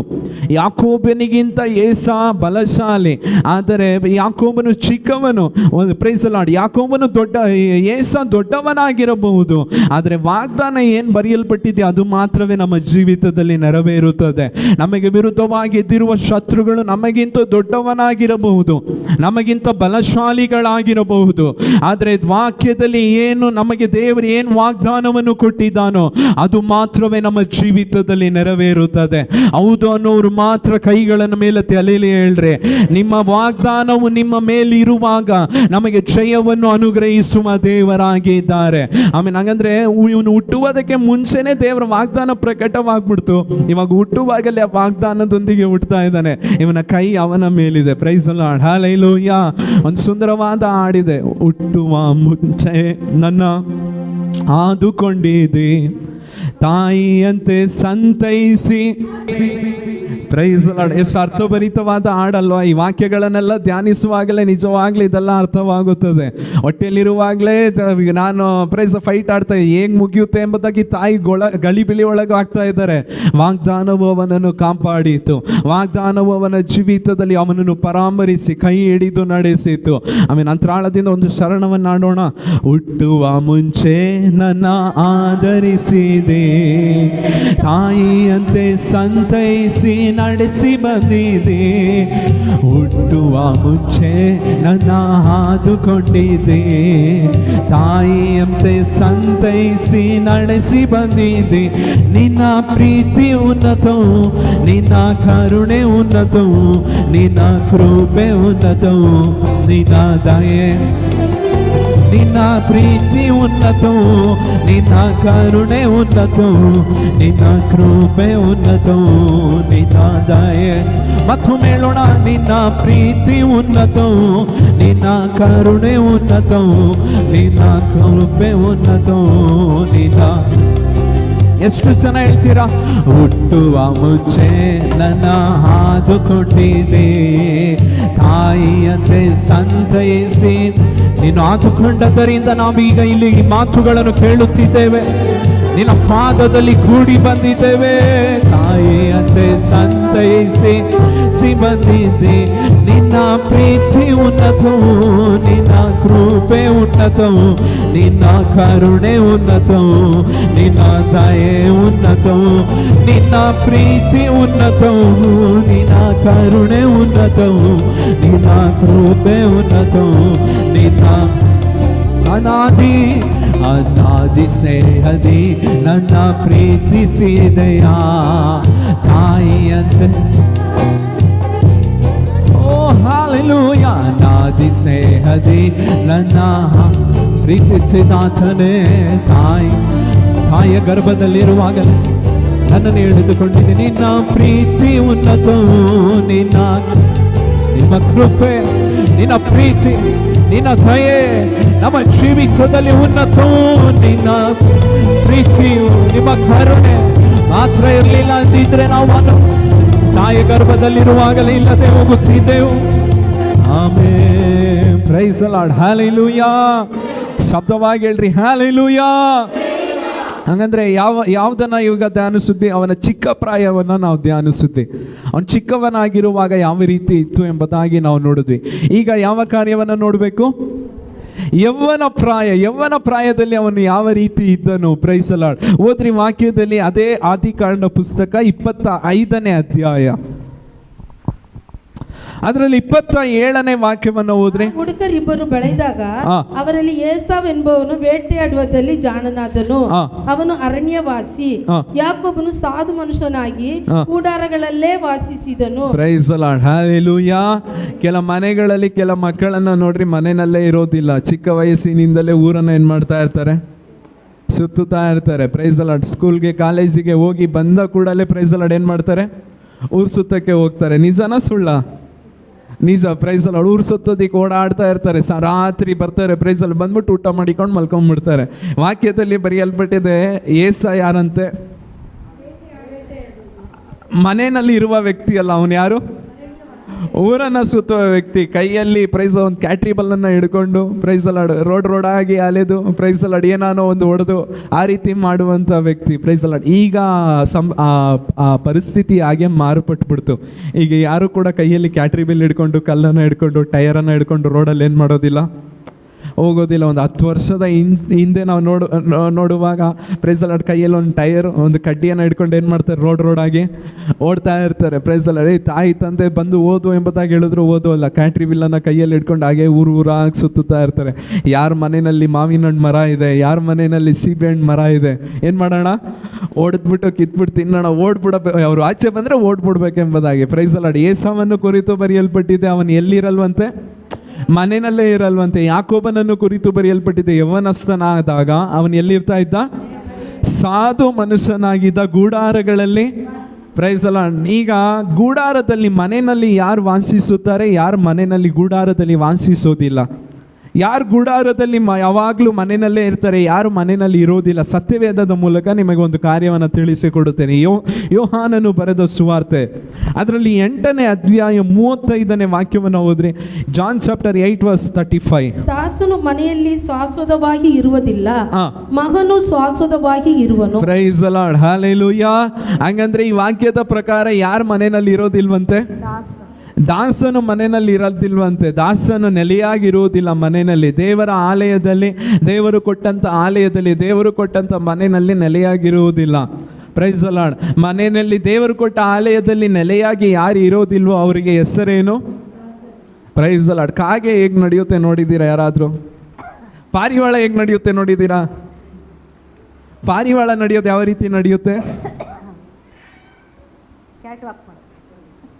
ಪಾರಿವಾಳ ಕರೆಕ್ಟಾಗಿ ಮನುಷ್ಯ ನಡೆದಂಗೆ ನಡೆಯುತ್ತೆ. ಕಾಗೆ ಯಾವ ರೀತಿ ನಡೆಯುತ್ತೆ ಗೊತ್ತಾ? ನಾನು ಕಾಗೆನೇ ನೋಡಿಲ್ಲ ಬ್ರದರ್, ನಿಮ್ಮನ್ನು ನೋಡಿದ್ರೆ ಅದೇ ರೀತಿ ಇದೆ. ಕಾಗೆ ನಡೆಯೋದು ಮನುಷ್ಯ ನಡೆಯುವ ರೀತಿಯಲ್ಲಿ ನಡೆಯೋದಿಲ್ಲ. ಇಲ್ಲಿಂದ ಅಲ್ಲಿಗೆ ಒಂದು ಜಂಪ್, ಅಲ್ಲಿಂದ ಅಲ್ಲಿಗೆ ಒಂದು ಜಂಪ್ ಮಾಡಿ ನಡೀತು. 2 ಕಾಲುಗಳಿದ್ದರು, ಅವು ಜಂಪ್ ಮಾಡಿ ನಡೆಯುತ್ತೆ. Praise the lord. Praise the lord. ಕಪ್ಪೆ ನಡೆಯೋದು ನೋಡಿದ್ದೀರಾ? ಕಪ್ಪೆನೂ ಕೂಡ ಒಂದು ಕಡೆಯಿಂದ ಹೀಗೆ ನಡೆಯೋದಿಲ್ಲ, 4 ಕಾಲು ದೇವರು ಕೊಟ್ಟಿದ್ದಾರೆ. ಆದರೂ ಕೂಡ ಒಂದು ಕಡೆಯಿಂದ ಇನ್ನೊಂದು ಕಡೆ ಏನು ಮಾಡುತ್ತೆ, ಜಂಪ್ ಮಾಡಿ. ಒಂದು ಸಭೆಯಲ್ಲಿ ಕೆಲವರು ನೆಲೆಯಾಗಿ ನಿಲ್ಲೋದಿಲ್ಲ, ಒಂದು ಕಡೆಯಿಂದ ಇನ್ನೊಂದು ಕಡೆ ಜಂಪ್, ಇನ್ನೊಂದು ಕಡೆಯಿಂದ ಇನ್ನೊಂದು ಕಡೆ ಜಂಪ್. Price the lord. ಆ ರೀತಿ ಜಂಪ್ ಮಾಡಿ ನಡೀತಾರೆ. ವಾಕ್ಯದಲ್ಲಿ ಬರೆಯಲ್ಪಟ್ಟಿದೆ, ಯಾರು ದೇವರ ಮನೆಯಲ್ಲಿ ನೆಲೆಯಾಗಿರುವುದಿಲ್ಲವೋ ಅವನನ್ನು ಏನಂತ ಕರಿಬೋದು ನಾವು? ನೀವು ಆ ಲೆವೆಲಿಗೆ ಥಿಯಾಲಜಿಗೆ ಹೋಗ್ಬೇಡ್ರಿ, ನಾನು ಹೇಳ್ಕೊಟ್ಟಿದ್ದಕ್ಕೆ ಬನ್ನಿ. ಅವರನ್ನು ಕಪ್ಪೆ ಅಂತ ಕರಿಬೋದು, ಅವ್ರ ಕಾಗೆ ಅಂತ ಕರಿಬೋದು, ಏಸ ಅಂತ ಕರಿಬೋದು. ಈಗ ಫೈನಲ್ ಆಗಿ ನೀವು ಹೇಳಿದ ಆನ್ಸರ್ ದಾಸನು ಎಂಬುದಾಗಿ ಕರಿಬೋದು. Praise the lord, hallelujah. ಇನ್ನೊಂದು ಅದೇ ವಾಕ್ಯದಲ್ಲಿ ಇನ್ನೊಂದು ಬರೆಯಲ್ಪಟ್ಟಿದೆ, ಮಗನು ಶಾಶ್ವತವಾಗಿ ಎಲ್ಲಿರ್ತಾನಂತೆ, ಮನೆಯಲ್ಲಿ ಇರುವನು. Praise the lord. Praise the lord. ಮಗನು ಶಾಶ್ವತವಾಗಿ ಆಲಯದಲ್ಲಿ ಇರುವನು ಎಂಬುದಾಗಿ ಬರೆಯಲ್ಪಟ್ಟಿದೆ. ಎಷ್ಟು ಜನರಿಗೆ ನಂಬಿಕೆ ಇದೆ, ನಾನು ದಾಸನಲ್ಲ, ಒಂದು ಕಾಲದಲ್ಲಿ ನಾನು ದಾಸನಾಗಿದ್ದೆ, ದಾಸತ್ವವೆಂಬ ನೊಗವನ್ನು ನನ್ನ ದೇವರು ಶಿಲುಬೆಯಲ್ಲಿ ಮುರಿದು ನನ್ನನ್ನು ಮಗನಾಗಿ ಮಗಳಾಗಿ ಮಾಡಿದ್ದಾರೆ ಅನ್ನೋರು ಮಾತ್ರ ಒಂದು ನಿಮಿಷ ಕೈಗಳನ್ನು ತಟ್ಟಿ ದೇವರ ನಾಮವನ್ನು ಮಹಿಮೆ ಪಡಿಸಿರಿ. ದಾಸರಾಗಿದ್ದಂಥ ನಮ್ಮನ್ನು, ಲೋಕದಲ್ಲಿ ದಾಸರಾಗಿ ಪಾಪಕ್ಕೆ ದಾಸರಾಗಿದ್ದಂಥ ನಮ್ಮನ್ನು ದೇವರು ಆರಿಸಿಕೊಂಡು ತನ್ನ ಮಗನಾಗಿ ಮಗಳಾಗಿ ಮಾಡಿ ಆತನ ಆಲಯದಲ್ಲಿ ನೆಲೆಯಾಗಿರುವ ಕೃಪೆಯನ್ನು ನಮ್ಮೆಲ್ಲರಿಗೂ ಕೊಟ್ಟಿರುವ ಮಾತನ್ನು ಒಂದು ನಿಮಿಷ ಎಲ್ಲರೂ ಕೈಗಳನ್ನು ತಟ್ಟಿ ದೇವರ ನಾಮವನ್ನು ಮಹಿಮೆ ಪಡಿಸಿರಿ. ಅಪ್ಪ, ನಮ್ಮನ್ನು ನೆಲೆಯಾಗಿಸಿ ಬಂಡೆಯ ಮೇಲೆ ಹೆಜ್ಜೆ ಇಡುವ ಹಾಗೆ ಹೊಲಸಾದ ಕೆಸರಿನಿಂದ ನಮ್ಮನ್ನು ಮೇಲೆತ್ತಿ ಬಂಡೆಯ ಮೇಲೆ ಶಾಶ್ವತವಾಗಿ ನಿಲ್ಲುವ ಕೃಪೆಯನ್ನು ನಮಗೆ ಅನುಗ್ರಹಿಸಿರುವ ಮಾತನೇ ನಿಮಗೆ ಮಹಿಮೆ. Praise the lord, hallelujah. Praise the lord. ರೋಮಾಪುರದವರಿಗೆ ಬರೆದ ಪತ್ರಿಕೆ ಅದರಲ್ಲಿ 8ನೇ ಅಧ್ಯಾಯ 17ನೇ ವಾಕ್ಯದಲ್ಲಿ ಬರೆಯಲ್ಪಟ್ಟಿದೆ. Romans chapter 8:17. ಮಕ್ಕಳಾಗಿದ್ದರೆ ಬಾಧ್ಯರಾಗಿದ್ದೇವೆ. ಫಸ್ಟ್ ವಾಕ್ಯದಲ್ಲಿ ಬರೆಯಲ್ಪಟ್ಟಿತ್ತು, ಏಸ ಮನೆಯಲ್ಲಿ ಇರ್ತಾ ಇರಲಿಲ್ಲ, ಅವನು ಊರು ಸುತ್ತುತ್ತಾ ಇದ್ದ. ಆ ಒಂದು ಆಲಯದಲ್ಲಿ, ದೇವರು ಕೊಟ್ಟ ಆಲಯದಲ್ಲಿ, ದೇವರು ಕೊಟ್ಟ ಮನೆಯಲ್ಲಿ ಅವನು ನೆಲೆಯಾಗಿರ್ತಾ ಇರಲಿಲ್ಲ. ಯಾಕೋಬನು ಮನೆಯಲ್ಲಿ ನೆಲೆಯಾಗಿರ್ತಾ ಇದ್ದ. ಯೋಹಾನನು ಬರೆದ ಸುವಾರ್ತೆಯಲ್ಲಿ ಬರೆಯಲ್ಪಟ್ಟಿದೆ, ಯಾರ ಮನೆಯಲ್ಲಿ ದೇವರ ಆಲಯದಲ್ಲಿ ಇರ್ತಾರೋ ಅವರು ಪ್ರೈಸ್ ದಿ ಲಾರ್ಡ್ ಮಕ್ಕಳಾಗಿದ್ದಾರೆ. ಯಾರು ಇರುವುದಿಲ್ಲವೋ, ನೆಲೆಯಾಗಿ ನಿಲ್ಲುವುದಿಲ್ಲವೋ ಅವರು ದಾಸರಾಗಿದ್ದಾರೆ. ಈಗ ರೋಮಾಪುರದವರಿಗೆ ಬರೆದ ಪತ್ರಿಕೆ 8ನೇ ಅಧ್ಯಾಯ 17ನೇ ವಾಕ್ಯದಲ್ಲಿ ಬರೆಯಲ್ಪಟ್ಟಿದೆ, ನಾವು ಮಕ್ಕಳಾಗಿದ್ದರೆ ನಾವು ಯಾರಾಗಿದ್ದೇವಂತೆ? ಬಾಧ್ಯರಾಗಿದ್ದೇವೆ. ಎಷ್ಟು ಜನರಿಗೆ ನಂಬಿಕೆ ಇದೆ ನನ್ನನ್ನು ದೇವರು ಮಗನಾಗಿ ಆರಿಸಿಕೊಂಡಿದ್ದಾರೆ? ಕೈಗಳ ಮೇಲೆತ್ತಿ ಶಬ್ದವಾಗಿ ಹಾಲೆಲೂಯಾ ಹೇಳ್ರಿ, ಹಾಲೆಲೂಯಾ. ಪ್ರೈಸ್. ಹಾಗಂದ್ರೆ ದೇವರು ಚಿಕ್ಕ ವಯಸ್ಸಿನಿಂದಲೇ ಇವನನ್ನು ಪರಾಮರಿಸಿ ನಡೆಸುತ್ತಾ ಇವನನ್ನು ಇದುವರೆಗೂ ನಿಲ್ಲಿಸಿದ್ದಾರೆಂದರೆ ನಾವು ಮಕ್ಕಳಾಗಿದ್ದರೆ ಅದೇ ಆಶೀರ್ವಾದ ನಮ್ಮ ಮೇಲೆಯೂ ಬರುತ್ತದೆ.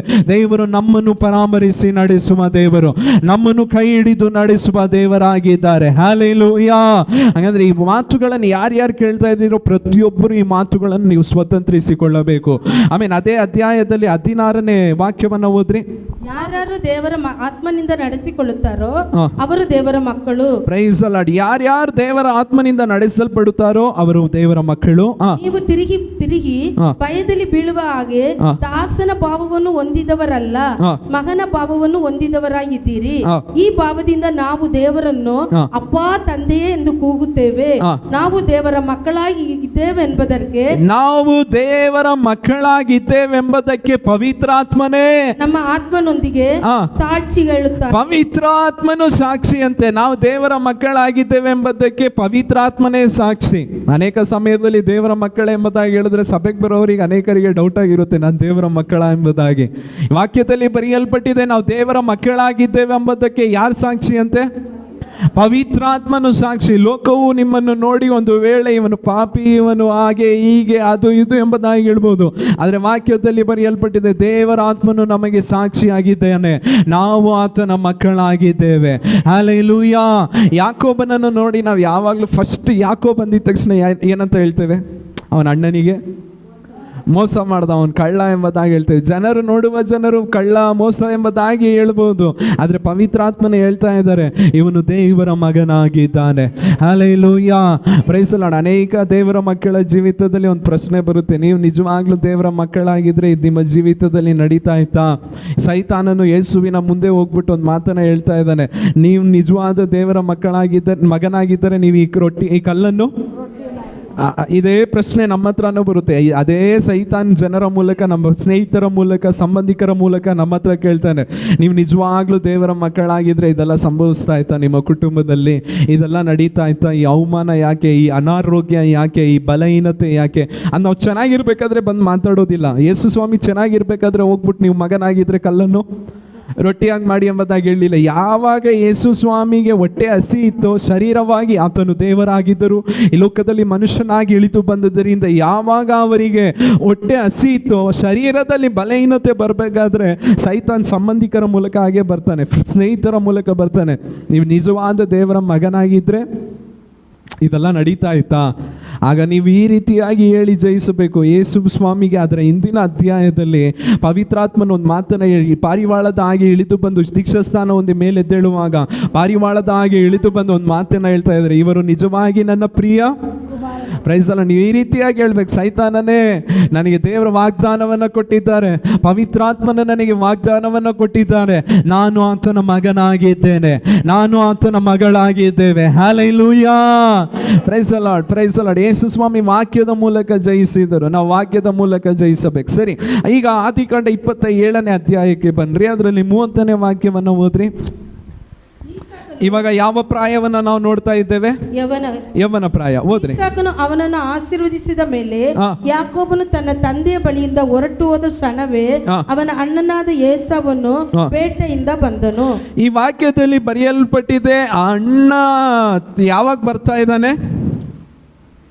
ಈಸಾಕನು ಯಾಕೋಬನನ್ನು ಆಶೀರ್ವದಿಸಿದ ಕೂಡಲೇ ಯಾಕೋಬನು ಆ ಮನೆಯಿಂದ, ಅಪ್ಪ ರೂಮಿಂದ ಏನು ಮಾಡ್ತಾ ಇದ್ದಾನೆ? ಆಚೆ ಬರ್ತಾ ಇದ್ದಾನೆ. ಅಲ್ಲಿ ಆ ಕ್ಷಣವೇ, ಅಲ್ಲೊಂದು ವರ್ಡ್ ಬರೆಯಲ್ಪಟ್ಟಿದೆ, ಆ ಕ್ಷಣವೇ, ಆ ಸೆಕೆಂಡಲ್ಲೇ ಡೋರ್ ಸೌಂಡ್ ಕೇಳಿಸ್ತಾ ಇದೆ. ಯಾರು ಬಂದರು? ಅಣ್ಣ ಬರ್ತಾ ಇದ್ದಾರೆ ಒಳಗೆ. ಈಗ ನಾವು ಈ ರೀತಿಯಾಗಿ ಧ್ಯಾನಿಸೋಣ. ಒಂದು ವೇಳೆ ಅಪ್ಪ ಹತ್ರ ಹೋಗ್ಬಿಟ್ಟು ಆಹಾರವನ್ನು ಕೊಟ್ರಲ್ವಾ, ಅಪ್ಪ ಆಹಾರವನ್ನು ತಿಂತಿರ್ಬೇಕಾದ್ರೆ ಒಂದು ವೇಳೆ ಏಸ ಬಂದಿದ್ರೆ ಏನಾಗ್ತಾ ಇತ್ತು? ಇಲ್ಲ. ನೆಕ್ಸ್ಟ್ ಡೇ ಅವ್ರ ಮನೆ ಸುತ್ತಲೂ ನಾವೆಲ್ಲ ಚೇರಾಗಿ ಕೂತ್ಕೊಂಡು ಈ ರೀತಿಯಾಗಿ ಆಡ್ತಾ ಇದ್ವಿ, ಪರಲೋಕವೇ ನಂದೇಶವೇ ಎಂದು ಕಾಡ್ವೇನೋ, ಪರಲೋಕವೇ ನನ್ನ ದೇಶವೇ ಎಂದು.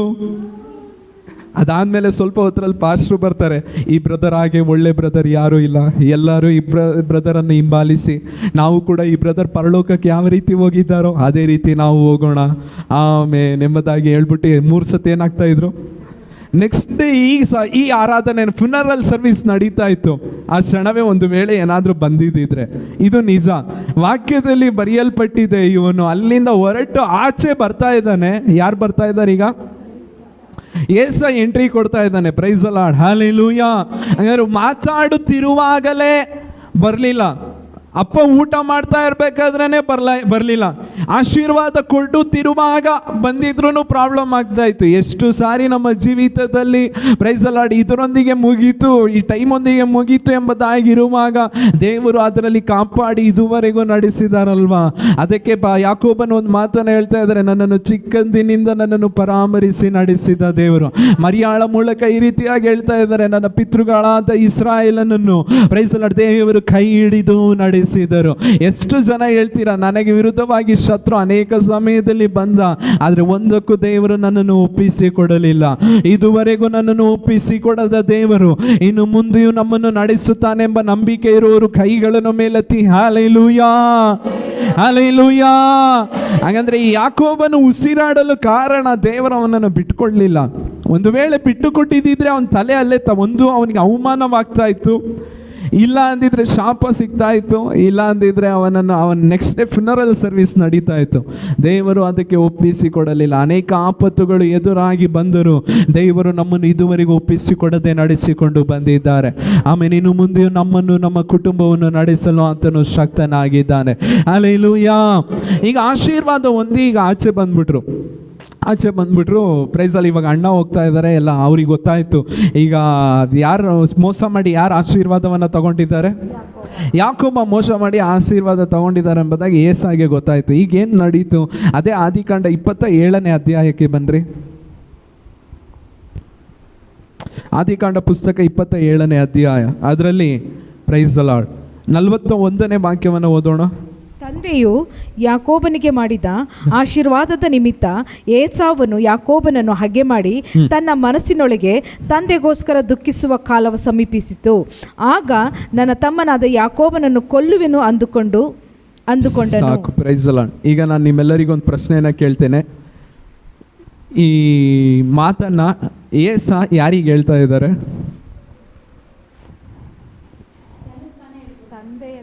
ತನಗೆ ತಾನೇ ಮನಸ್ಸಲ್ಲಿ ಏನು ಮಾಡ್ತಾ ಇದ್ದಾರೆ? ಹೇಳ್ಕೊಳ್ತಾ ಇದ್ದಾರೆ. ಏನಂತ ಹೇಳ್ಕೊಳ್ತಾ ಇದ್ದಾರೆ? ಮನಸ್ಸಿನಲ್ಲಿ ಏನು ಅಂದುಕೊಳ್ತಾ ಇದ್ದಾರೆ? ಈಗ ನಮ್ಮ ಧನುಷ್ ಇಲ್ಲಿ ಕೂತ್ಕೊಂಡು ನನ್ನ ನೋಡ್ತಾ ಇದ್ದಾನೆ ಗುರಾಯಿಸ್ಕೊಂಡು. ಅವ್ನ ಮನಸ್ಸೊಳಗೆ ಏನು ಗುರಾಯಿಸ್ಕೊಂಡು ನೋಡ್ಕೊಂಡು ಏನು ಮನಸ್ಸೊಳಗೆ ಅಂದ್ಕೊಳ್ತಾ ಇದ್ದಾನೆ ಎಂಬುದಾಗಿ ನನಗೆ, ನಾನು ಮನಸ್ಸಿನೊಳಗೆ ಏನು ಅಂದುಕೊಳ್ತಾ ಇದ್ದೇನೆ ಎಂಬುದಾಗಿ ನಿಮಗೆ ಗೊತ್ತಾಗಲ್ಲ. ಈ ವಾಕ್ಯದಲ್ಲಿ ಬರೆಯಲ್ಪಟ್ಟಿದೆ, ಅವ್ನ ಮನಸ್ಸೊಳಗೆ ಅಂದುಕೊಳ್ತಾ ಇದ್ದಾನೆ. ಏನಂತ ಅಂದುಕೊಳ್ತಾ ಇದ್ದಾನೆ? ನಾನು ಯಾಕೋಬನನ್ನು ಕೊಲ್ಲುವೆನು ಎಂಬುದಾಗಿ ಮನಸ್ಸೊಳಗೆ ಅಂದುಕೊಳ್ತಾ ಇದ್ದಾನೆ. ಆ ವಾಕ್ಯದಲ್ಲಿ ಯಾರಿಗಾದ್ರೂ ಪಕ್ಕದಲ್ಲಿರೋರಿಗೆ ಹೇಳ್ತಾ ಇದ್ದಾನೆ ಎಂಬುದಾಗಿ ಬರೆಯಲ್ಪಟ್ಟಿದ್ಯಾ? ಇಲ್ಲ, ಮನಸ್ಸಿನೊಳಗೆ ಅಂದುಕೊಳ್ಳುತ್ತಾ ಇದ್ದಾನೆ ಎಂಬುದಾಗಿ ಬರೆಯಲ್ಪಟ್ಟಿದೆ. ಈಗ ನೆಕ್ಸ್ಟ್ ವಾಕ್ಯ ಓದ್ರಿ, 42ನೇ ವಾಕ್ಯವನ್ನು. ಏಸಾವನು ಹೇಳಿದ ಮಾತು ರೆಬ್ಬಕ್ಕಳಿಗೆ ತಿಳಿದು ಬಂದಾಗ ಆಕೆಯು ತನ್ನ ಕಿರಿ ಮಗ. ಸಾಕು, ಪ್ರೈಸ್ ದ ಲಾರ್ಡ್. ಅವನು ಅಂದುಕೊಂಡಿದ್ದೆಲ್ಲೇ ಅಂದುಕೊಂಡ? ಮನಸ್ಸಿನಲ್ಲಿ ಅಂದುಕೊಂಡ. ಇಲ್ಲಿ ವಾಕ್ಯದಲ್ಲಿ ಬರೆಯಲ್ಪಟ್ಟಿದೆ, ಅದು ಯಾರಿಗೆ ಗೊತ್ತಾಯ್ತಂತೆ? ಇದು ಹೆಂಗೆ ಗೊತ್ತಾಯಿತು? ಮನಸ್ಸಿನೊಳಗೆ ಅಂದುಕೊಳ್ಳುವುದು ಗೊತ್ತಾಗೋದಕ್ಕೆ ಚಾನ್ಸೇ ಇಲ್ಲ. ಆದರೆ ನಾನು ಈ ರೀತಿಯಾಗಿ ದೇವರು ಧ್ಯಾನಿಸುವ ಕೃಪೆಯನ್ನು ಅನುಗ್ರಹಿಸಿದರು. ದೇವರು ನಮ್ಮ ಕುರಿತಾಗಿ ಆಲೋಚನೆಗಳನ್ನು ಇಟ್ಟಿದ್ದಾರೆ, ಅನೇಕ ಆಲೋಚನೆಗಳನ್ನು ಇಟ್ಟಿದ್ದಾರೆ. ಈ ವರ್ಷದಲ್ಲಿ ಇದನ್ನು ಕೊಡಬೇಕು, ಇನ್ನೊಂದು 5 ವರ್ಷದಲ್ಲಿ ಈ ಕಾರ್ಯ ಮಾಡಬೇಕು, ಇನ್ನೂ 20 ವರ್ಷದಲ್ಲಿ ಈ ಕಾರ್ಯ ಮಾಡಬೇಕು, ಈ ರೀತಿಯಾಗಿ ಆಸೆ. ಪ್ರತಿಯೊಬ್ಬರ ಕುರಿತಾಗಿ ದೇವರು ಆಲೋಚನೆಗಳನ್ನು ಇಟ್ಟಿದ್ದಾರೆ. ಶತ್ರು ಏನೇ ಮಾಡಿದ್ರು ತಲೆ ಕೀಳಾಗಿ ಅವನು ನಿಂತ್ಕೊಂಡ್ರೂ ಅವನು ದೇವರ ಆಲೋಚನೆಯನ್ನು ತಿಳ್ಕೊಳ್ಳುವುದಕ್ಕೆ ಸಾಧ್ಯವಿಲ್ಲ. ಆದರೆ ಶತ್ರು ನಮಗೆ ವಿರುದ್ಧವಾಗಿ ಅವನು ಏನೇ ಅಂದುಕೊಂಡರೂ, ನಮಗೆ ವಿರುದ್ಧವಾಗಿ ಅವನು ಏನೇ ಆಲೋಚನೆ ಮಾಡಿ ಅದನ್ನು ಮುಚ್ಚಿಡಲು ಪ್ರಯತ್ನ ಪಟ್ಟರು ಅದನ್ನು ಮುಚ್ಚಿಡಲು ಸಾಧ್ಯವಿಲ್ಲ. ದೇವರು ಅದನ್ನು ತಿಳಿಸುವ ದೇವರಾಗಿದ್ದಾರೆ. ನಾನು ನಿಮಗೆ ಸತ್ಯವೇದದಿಂದ ಒಂದು ಉದಾಹರಣೆಯನ್ನು ಕೊಡ್ತೇನೆ. ಸೈತಾನನು ಯೋಬನ ಜೀವಿತವನ್ನು ಸುತ್ತಿ ನೋಡ್ತಾ ಇದ್ದಾನೆ. ಅವನಿಗೆ ಕೇಡು ಮಾಡಬೇಕು, ಹೆಂಗೆ ಮಾಡೋದು, ಎಲ್ಲಿ ಚಾನ್ಸ್ ಸಿಗುತ್ತೆ ಎಂಬುದಾಗಿ ಸುತ್ಕೊಂಡು ಓಡಾಡ್ಕೊಂಡು ಬರ್ತಾ ಇದ್ದಾನೆ. ಯಾರಿಗಾದ್ರೂ ಹೇಳೋದು ನಾ ಶತ್ರು. ಆದರೆ ದೇವರು ಅದನ್ನು ಏನು ಮಾಡಿದ್ರು? ಕರೆಕ್ಟಾಗಿ ತಿಳಿದುಕೊಂಡರು. Price lord. ಆದರೆ ಈ ದೇವರು ಏನಾದರೂ ಆಲೋಚನೆ ಮಾಡಿದ್ರೆ ಪ್ರೈಸ್ ಲಾರ್ಡ್ ಅದನ್ನು ಶತ್ರು ತಿಳಿದುಕೊಳ್ಳುವುದಕ್ಕೆ ಇಲ್ಲ. ಅದೇ ಕಾರ್ಯ ನಡೆದಿದ್ದು. ಯಾಕೋಬನಿಗೆ ವಿರುದ್ಧವಾಗಿ ಶತ್ರು ಅವನನ್ನು ಕೊಲ್ಲಬೇಕೆಂಬುದಾಗಿ ಆಲೋಚನೆ ಮಾಡ್ತಾ ಇದ್ದಾನೆ. ದೇವರು ಆಲೋಚನೆಯನ್ನು ತಿಳಿದು ಮೋಶೆ ಹುಟ್ಟುವುದಕ್ಕೆ ಮುಂಚೆ ಯಾವ ರೀತಿ ಫಾರೋನು ಆಲೋಚನೆ ಮಾಡಿದನೋ, ಯೇಸು ಸ್ವಾಮಿ ಹುಟ್ಟುವುದಕ್ಕೆ ಮುಂಚೆ ಯಾವ ರೀತಿ ಆಲೋಚನೆ ಮಾಡಿ ಅನೇಕ 2 ವಯಸ್ಸು ಕೆಳಗಿರೋ ಮಕ್ಕಳನ್ನು ಸಾಯಿಸುವಾಗ ದೇವರು ಯೋಸೇಫನಿಗೆ ಯಾವ ರೀತಿ ತಿಳಿಸಿದರೋ, ಅದೇ ರೀತಿ ಇಲ್ಲಿ ವಾಕ್ಯದಲ್ಲಿ ಬರೆಯಲ್ಪಟ್ಟಿದೆ. ದೇವರು ರೆಬೆಕ್ಕಾಳಿಗೆ ತಿಳಿಸ್ತಾ ಇದ್ದಾರೆ, ಶತ್ರು ಈ ರೀತಿಯಾಗಿ ಆಲೋಚನೆ ಮಾಡಿದ್ದಾನೆಂಬುದಾಗಿ. ಒಂದನ್ನು ತಿಳಿದುಕೊಳ್ಳಿರಿ, ನಮಗೆ ವಿರುದ್ಧವಾಗಿ, ನಮ್ಮ ಕುಟುಂಬಕ್ಕೆ ವಿರುದ್ಧವಾಗಿ, ನಮ್ಮ ನೆಮ್ಮದಿಗೆ ವಿರುದ್ಧವಾಗಿ, ಆರೋಗ್ಯಕ್ಕೆ ವಿರುದ್ಧವಾಗಿ ಏನೇ ಶತ್ರು ಆಲೋಚನೆ ಮಾಡಿದರೂ ಎಲ್ಲವನ್ನು ದೇವರು ತಿಳಿದವನಾಗಿದ್ದಾನೆ. ಅದನ್ನು ಮುರಿದಾಕಲು ಆತನು ಶಕ್ತನಾಗಿದ್ದಾನೆ. ಈ ಉಪವಾಸ ಪ್ರಾರ್ಥನೆಯಲ್ಲಿ ಕೂಡಿ ಬಂದಿರುವ ಎಲ್ಲರೂ 1 ನಿಮಿಷ ಕಣ್ಣುಗಳನ್ನು ಮುಚ್ಚಿ ಪ್ರಾರ್ಥನೆ ಮಾಡೋಣ. ನಮಗೆ ವಿರುದ್ಧವಾಗಿರುವ ಆಲೋಚನೆಗಳು, ನಮಗೆ ವಿರುದ್ಧವಾಗಿ ಶತ್ರು ಮಾಡಿರುವ ಆಲೋಚನೆಗಳನ್ನು ದೇವರು ಈ ಉಪವಾಸ ಪ್ರಾರ್ಥನೆಯಲ್ಲಿ ಮುರಿದು ಆಮೇಲೆ ಇಲ್ಲದೆ ಹೋಗುವ ಹಾಗೆ ಮಾಡಲಿ, ಲಯವಾಗಿ ಹೋಗುವ ಹಾಗೆ ಮಾಡಲಿ. 1 ನಿಮಿಷ ಎಲ್ಲರೂ ಶಬ್ದವಾಗಿ ಪ್ರಾರ್ಥನೆ ಮಾಡಿರಿ. ಬಾಯಿಗಳನ್ನು ತೆರೆದು, ಅಪ್ಪ, ನಮ್ಮ ಕುಟುಂಬದ ನೆಮ್ಮದಿಗೆ ವಿರುದ್ಧವಾಗಿ, ಕುಟುಂಬದ ಸಂತೋಷಕ್ಕೆ ವಿರುದ್ಧವಾಗಿ, ಕುಟುಂಬದ ಆಶೀರ್ವಾದಕ್ಕೆ ವಿರುದ್ಧವಾಗಿ, ಆಮೇಲೆ ನಮ್ಮ ಆರೋಗ್ಯಕ್ಕೆ ವಿರುದ್ಧವಾಗಿ, ಶರೀರಕ್ಕೆ ವಿರುದ್ಧವಾಗಿ ಶತ್ರು ಮಾಡಿರುವ ಆಲೋಚನೆಗಳು ಯೇಸುವಿನ ನಾಮದಲ್ಲಿ ಇಲ್ಲದೆ ಹೋಗಲಿ ಕರ್ತನೆ, ಇಲ್ಲದೆ ಹೋಗಲಿ ಕರ್ತನೆ, ಇಲ್ಲದೆ ಹೋಗಲಿ ಕರ್ತನೆ. 1 ನಿಮಿಷ ಎಲ್ಲರೂ ಕೈಗಳನ್ನು ತಟ್ಟಿ ದೇವರ ನಾಮವನ್ನು ಮಹಿಮೆ ಪಡಿಸಿರಿ. ಆಮೇಲೆ ಶತ್ರುವಿನ ಆಲೋಚನೆಗಳು ಯೇಸುವಿನ ನಾಮದಲ್ಲಿ ಇಲ್ಲದೆ ಹೋಗಲಿ, ಶತ್ರುವಿನ ಆಲೋಚನೆಗಳು ನಿರ್ಮೂಲವಾಗಲಿ. ಆಮೆನ್. Hallelujah, hallelujah. ಎಲ್ಲರೂ ಪ್ರಾರ್ಥನೆ ಮಾಡಿರಿ, ಪ್ರಾರ್ಥನೆ ಮಾಡಿರಿ. ಉಪವಾಸ ಪ್ರಾರ್ಥನೆಯಲ್ಲಿ ದೇವರು ಪ್ರಾರ್ಥನೆಯನ್ನು ಕೇಳಿ ಒಂದು ಜಯವನ್ನು ಅನುಗ್ರಹಿಸಲಿ, ಒಂದು ಪ್ರಾರ್ಥನೆಯಲ್ಲಿ ಜಯವನ್ನು ಅನುಗ್ರಹಿಸಲಿ. ಶತ್ರುವಿನ ಆಲೋಚನೆಗಳು ನಿರ್ಮೂಲವಾಗಲಿ, ಅಂಧಕಾರ ಶಕ್ತಿಗಳ ಆಲೋಚನೆಗಳು ನಿರ್ಮೂಲವಾಗಲಿ. ಆಮೇಲೆ ನಮ್ಮ ಆಲೋಚನೆಗಳನ್ನು ತಿಳಿದಿರುವ ದೇವರೇ, ನಮಗೋಸ್ಕರ ಹಿತವಾಗಿ ಚಿಂತಿಸುವಾತನು ನೀವು, ಶತ್ರು ಚಿಂತಿಸುವುದನ್ನು ನಾವೇ ನಿರ್ಮೂಲ ಮಾಡುವಾತನು ನೀನು ಒಬ್ಬನೇ ಕರ್ತನೇ. Praise lord. Hallelujah, hallelujah, hallelujah. ನಮ್ಮ ಜೀವಿತದಲ್ಲಿ, ಕುಟುಂಬಗಳಲ್ಲಿ ಒಳ್ಳೆ ಕಾರ್ಯಗಳನ್ನು ನಡೆಸುವ ಮಾತನು ನೀವು ಒಬ್ಬನೇ ಕರ್ತನೆ, ಒಬ್ಬನೇ ಕರ್ತನೆ, ಒಬ್ಬನೇ ಕರ್ತನೆ. ಇಸ್ರಾಯೇಲ್ ಜನರಿಗೆ ವಿರುದ್ಧವಾಗಿರುವ ಯಾವ ಮಾಟುವು, ಯಾವ ಆಲೋಚನೆಗಳು ನಿಲ್ಲುವುದಿಲ್ಲ ಎಂಬುದಾಗಿ ಹೇಳಿರುವ ವಾಕ್ಯದ ಪ್ರಕಾರ ನಿಮ್ಮ ಮಕ್ಕಳಿಗೆ ವಿರುದ್ಧವಾಗಿರುವ ಎಲ್ಲಾ ಕೇಡಾದ ಆಲೋಚನೆಗಳನ್ನು ಯೇಸುವಿನ ನಾಮದಲ್ಲಿ ಈ ಉಪವಾಸ ಪ್ರಾರ್ಥನೆಯಲ್ಲಿ ಏಕ ಮನಸ್ಸಾಗಿ ಪ್ರಾರ್ಥಿಸುವಾಗ ಅದನ್ನು ನಿರ್ಮೂಲ ಮಾಡುತ್ತೇವೆ. Praise lord. Hallelujah, hallelujah, hallelujah. ಒಳ್ಳೆ ಕಾರ್ಯಗಳನ್ನು ನಡೆಸಿರಿ. ಯೇಸುವಿನ ನಾಮದಲ್ಲಿ ಬೇಡಿ ಹೊಂದಿದ್ದೇವೆ ತಂದೆಯೇ, ಆಮೆನ್. Price lord. ವಾಕ್ಯದಲ್ಲಿ ಬರೆಯಲ್ಪಟ್ಟಿದೆ, ಪ್ರೈಸ್ ಲಾರ್ಡ್, ಪೌಲನನ್ನು ಕುರಿತು ಒಂದು ಗುಂಪು ಜನಾಂಗವು ಈ ರೀತಿಯಾಗಿ ಆಲೋಚನೆ ಮಾಡ್ತಾ ಇದ್ದಾರೆ. ಅವನನ್ನು ಸಾಯಿಸುವವರೆಗೂ ನಾವೇನು ಮಾಡೋದಿಲ್ಲ. ಅವ್ರು ಲಾಸ್ಟ್ವರೆಗೂ ಊಟ ಮಾಡಿದ್ರೋ ಇಲ್ವೋ ನನಗೆ ಗೊತ್ತಿಲ್ಲ. Praise lord. ಅವ್ರು ಈ ರೀತಿಯಾಗಿ ಶಪಥ ಮಾಡ್ತಾ ಇದ್ದಾರೆ, ಪೌಲನನ್ನು ಕೊಲ್ಲುವವರೆಗೂ ಏನೆಲ್ಲ ಶಪಥ ಮಾಡ್ತಾ ಇದ್ದಾರೆ ನೋಡಿ. ಅವ್ನು ಚೆನ್ನಾಗಿರೋದಿಕ್ಕೆ ನಾನು ಬಿಡೋದಿಲ್ಲ, ಅವ್ನು ಚೆನ್ನಾಗಿಲ್ಲದೆ ಹೋಗ್ಬೇಕು, ಅವ್ನು ಹಾಳಾಗುವವರೆಗೂ ನಾನು ಹಂಗೆ ಮಾಡೋದಿಲ್ಲ, ಇದು ಮಾಡೋದಿಲ್ಲ, ಹಂಗೆ ಹಿಂಗೆ ಏನೆಲ್ಲ ಶಪಥ ಮಾಡ್ತಾ ಇದ್ದಾರೆ. ವಾಕ್ಯದಲ್ಲಿ ಬರೆಯಲ್ಪಟ್ಟಿದೆ, ಶತ್ರುವಿನ ಆಲೋಚನೆಯನ್ನು ನಿರ್ಮೂಲ ಮಾಡುವ ದೇವರನ್ನು ನಾವು ಆರಾಧಿಸುತ್ತಿದ್ದೇವೆ. ಶಬ್ದವಾಗಿ ಹಾಲೆಲೂಯಾ, ಹಾಲೆಲೂಯಾ. Praise lord. ಯಾರ್ಯಾರು ಈ ಆರಾಧನೆ ಉಪವಾಸ ಪ್ರಾರ್ಥನೆಯಲ್ಲಿ ಪ್ರಾರ್ಥಿಸಿದಿರೋ ನಿಮಗೆ ವಿರುದ್ಧವಾಗಿ ಇರುವ ಶತ್ರುವಿನ ಆಲೋಚನೆಗಳು ನಿರ್ಮೂಲವಾಗಲಿ. Price lord. ಸರಿ, ಈಗ ಆದಿಕಾಂಡ 28ನೇ ಅಧ್ಯಾಯಕ್ಕೆ ಬನ್ರಿ. ಅದರಲ್ಲಿ 1ನೇ ವಾಕ್ಯವನ್ನು ಓದ್ರಿ. ಈಸಾಕನು ಯಾಕೋಬನನ್ನು ಕರೆದು ಸಾಕು. Price lord. 28ನೇ ಅಧ್ಯಾಯ ಅದರಲ್ಲಿ 1ನೇ ವಾಕ್ಯದಲ್ಲಿ ಈ ರೀತಿಯಾಗಿ ಬರೆಯಲ್ಪಟ್ಟಿದೆ, ಈಸಾಕನು ಯಾಕೋಬನನ್ನು ಏನ್ ಮಾಡ್ತಾ ಇದ್ದಾರೆ, ಕರೆದ್ರು ಎಂಬುದಾಗಿ ಬರೆಯಲ್ಪಟ್ಟಿದೆ. 4ನೇ ವಾಕ್ಯ ಲಾಸ್ಟ್ 2 ವರ್ಡನ್ನ ಓದ್ರಿ. ನೀನು ಪ್ರವಾಸಿಯಾಗಿರುವುದಂತೆಯೋ ಆಗಿರುವ ಈ ದೇಶವನ್ನು ನೀನು ಬಾಧ್ಯನಾಗಿ ಒಂದೇ ಮಾಡಲಿ ಎಂದು ಹೇಳಿ ಆಶೀರ್ವದಿಸಿ ಕಳುಹಿಸಿ ಬಿಟ್ಟನು. Praise lord. Hallelujah. Praise lord. 1ನೇ ವಾಕ್ಯದಲ್ಲಿ ಅವನನ್ನ ಕರೆದ್ರು. ಬೈಯೋದಿಕ್ಕೋಸ್ಕರ ಕರೆದ್ರ, ಶಾಪವನ್ನು ಕೊಡೋದಕ್ಕೋಸ್ಕರ ಕರೆದ್ರ? 4ನೇ ವಾಕ್ಯ ಲಾಸ್ಟ್ 2 ವರ್ಡ್ ಬರೆಯಲ್ಪಟ್ಟಿದೆ, ಆಶೀರ್ವದಿಸಿ ಏನ್ ಮಾಡಿದ್ರು. Praise lord. ನಾವು ಅಂದುಕೊಳ್ಳುತ್ತೇವೆ ಶತ್ರು ಪ್ರೈಸ್ ಲಾರ್ಡ್ ಅಣ್ಣನಿಗೆ ಭಯಪಟ್ಟು ಅವನೇನು ಮಾಡ್ಬಿಟ್ಟ, ಓಡೋಗ್ಬಿಟ್ಟ ಪ್ರೈಸ್ ಲಾರ್ಡ್. ಯಾವಾಗಲೂ ನಾವು ಅಂದುಕೊಳ್ಳುವುದು ಏಸಾಗೆ ಭಯಪಟ್ಟು ತಮ್ಮ ಓಡೋಗ್ಬಿಟ್ಟ, ಏಸಾಗೆ ಭಯಪಟ್ಟು ಯಾಕೋಬ್ ಓಡೋಗ್ಬಿಟ್ಟ ಎಂಬುದಾಗಿ ನಾವು ಅಂದುಕೊಳ್ಳುತ್ತೇವೆ. ಈ ವಾಕ್ಯದಲ್ಲಿ ಬರೆಯಲ್ಪಟ್ಟಿದೆ ಪ್ರೈಸ್ ಲಾರ್ಡ್, ಅವನು ಎದರಿ ಓಡಲಿಲ್ಲ, ಅವನ ತಂದೆಯು ಅವನನ್ನು ಆಶೀರ್ವದಿಸಿ ಕಳಿಸ್ತಾ ಇದ್ದಾರೆ.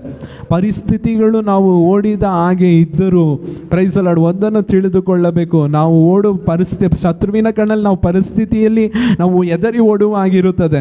ಆದರೆ ದೇವರು ವಾಕ್ಯ ಸ್ಪಷ್ಟವಾಗಿ ಹೇಳುತ್ತಾ ಇದೆ, ಅವನು ಎದರಿ ಓಡಲಿಲ್ಲ, ದೇವರು ಅವನನ್ನು ಕಳುಹಿಸಿದರು. Hallelujah praise lord. ನಾನು ನಿಮಗೆ ಇನ್ನೊಂದು ಉದಾಹರಣೆಯನ್ನು ಸತ್ಯವೇದದಿಂದ ಕೊಡುತ್ತೇನೆ. ನಾವು ಯಾವಾಗಲೂ ಅಂದುಕೊಳ್ಳುವುದು ಯಾಕೆ ಯೋಸೇಫನನ್ನು ಅವನ ಅಣ್ಣಂದಿರು ಮಾರಿಬಿಟ್ಟರು ಎಂಬುದಾಗಿ ನಾವು ಅಂದುಕೊಳ್ಳುತ್ತೇವೆ. ಆದರೆ ವಾಕ್ಯದಲ್ಲಿ ಸ್ಪಷ್ಟವಾಗಿ ಬರೆಯಲ್ಪಟ್ಟಿದೆ. ಕೀರ್ತನೆ 105ನೇ ಕೀರ್ತನೆ ಅದರಲ್ಲಿ 17ನೇ ವಾಕ್ಯವನ್ನು ಓದಿ ದೇವರೊಂದು ಮಾತನ್ನು ಹೇಳ್ತಾ ಇದ್ದಾರೆ. ಆತನು ಅವರ ಮುಂದಾಗಿ ಒಬ್ಬನನ್ನು ಕಳುಹಿಸಿದನು. ಸಾಕು ಪ್ರೈಸ್ ದಿ ಲಾರ್ಡ್. ಯಾಕೋಬನನ್ನು ದೇವರು ಮುಂದಾಗಿ ಏನ್ ಮಾಡಿದ್ರಂತೆ? ನಾವು ಯಾವಾಗಲೂ ಹೇಳುವುದು ಯಾಕೋಬನನ್ನು ಅಣ್ಣಂದಿರು ಏನು ಮಾಡಿಬಿಟ್ರು? ಯೋಸೇಫನನ್ನು ಅಣ್ಣಂದಿರು ಏನು ಮಾಡಿಬಿಟ್ರು? ಮಾರಿಬಿಟ್ಟರು ಎಂಬುದಾಗಿ ನಾವು ಹೇಳ್ತೇವೆ. ಆದರೆ ವಾಕ್ಯದಲ್ಲಿ ಸ್ಪಷ್ಟವಾಗಿ ಬರೆಯಲ್ಪಟ್ಟಿದೆ, ಅವನನ್ನು ಮಾರಲಿಲ್ಲ, ದೇವರು ಅವನನ್ನು ಏನು ಮಾಡಿದ್ರಂತೆ? ಮುಂದಾಗಿ ಕಳುಹಿಸಿದರು. Praise the lord. ಅದೇ ಯೋಸೇಫನೇ ಅವನ ಬಾಯಿಂದ ಒಂದು ಸಾಕ್ಷಿಯನ್ನು ನುಡಿತಾ ಇದ್ದಾನೆ.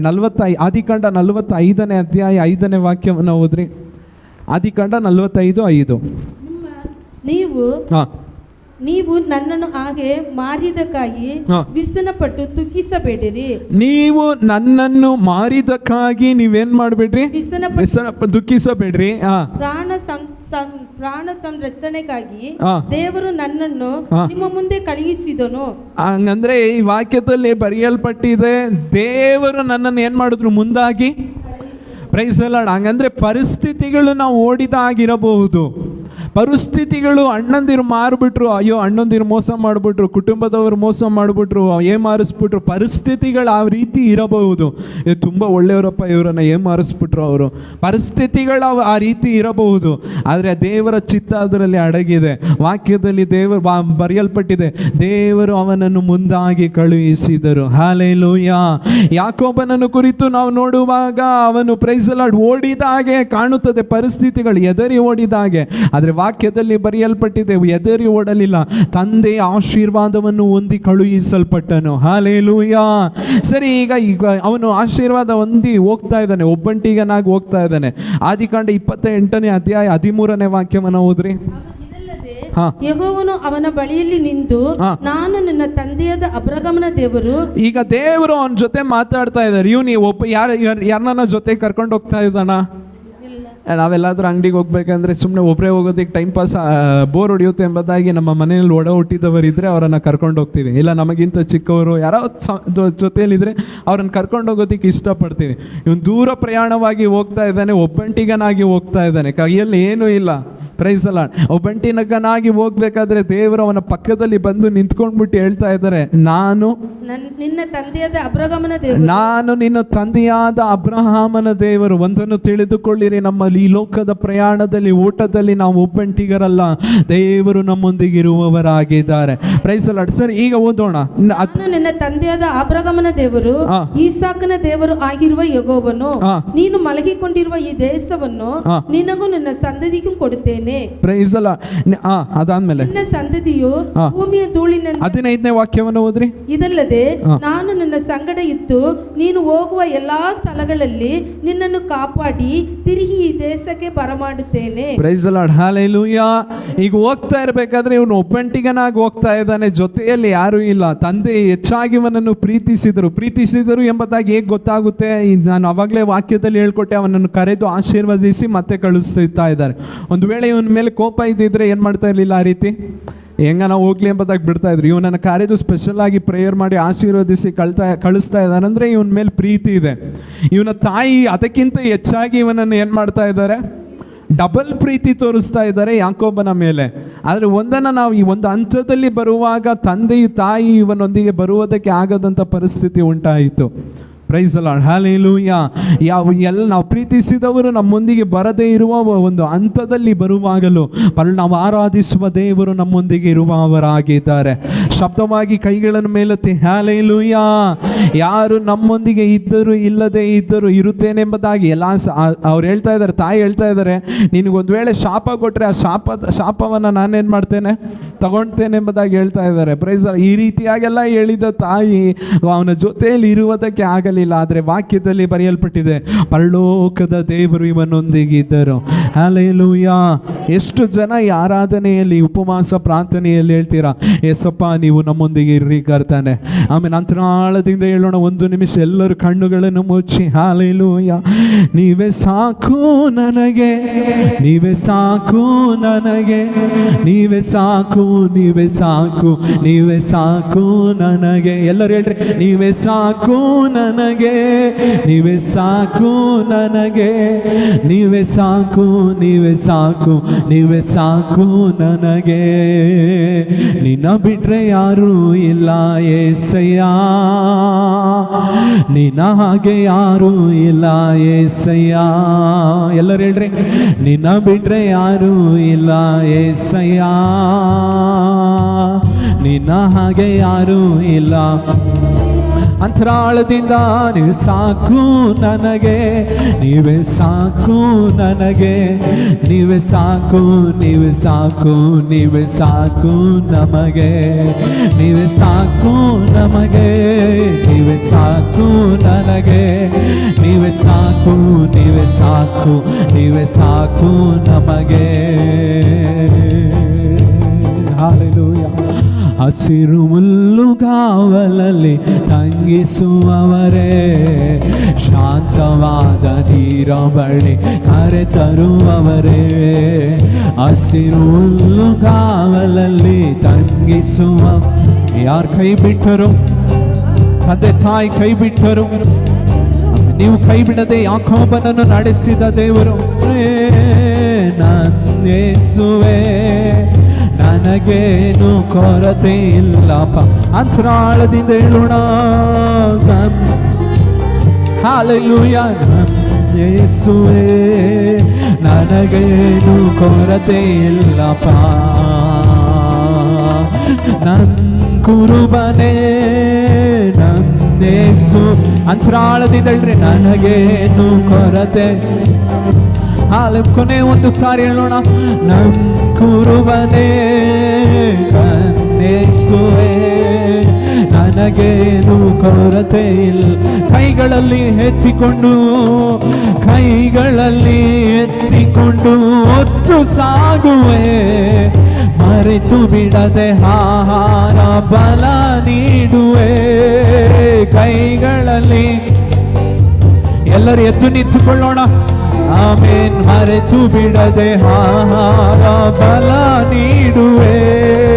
ನಮ್ ಕುರುಬನೇ ನನ್ನೇಸುವೆ, ನನಗೇನು ಕೊರತೆ ಇಲ್ಲ. ಅಂತರಾಳದಿಂದ ನನ್ ಕುರುಬನೇ, ಹಲ್ಲೆಲೂಯಾ, ನನಗೇನು ಕೊರತೆ ಇಲ್ಲಪ್ಪ. ಹಸಿರು ಹುಲ್ಲುಗಾವಲಲ್ಲಿ ಆಮೇನ್, ನಾಗವಾದ ನೀರ ಬಳಿ ಕರೆ ತರುವವನೇ. ಹಸಿರು ಹುಲ್ಲು ಜೀಸಸ್, ಹಲ್ಲೆಲೂಯಾ, ನೀರ ಬಳಿ ಕರೆ ತರುವವನೇ. ಅಂತರಾಳದಿಂದ ನನ್ ಕುರುಬನೇ, ನನಗೇನು ಕೊರತೆ ಇಲ್ಲ. ಏಕ ಮನಸ್ಸಾಗಿ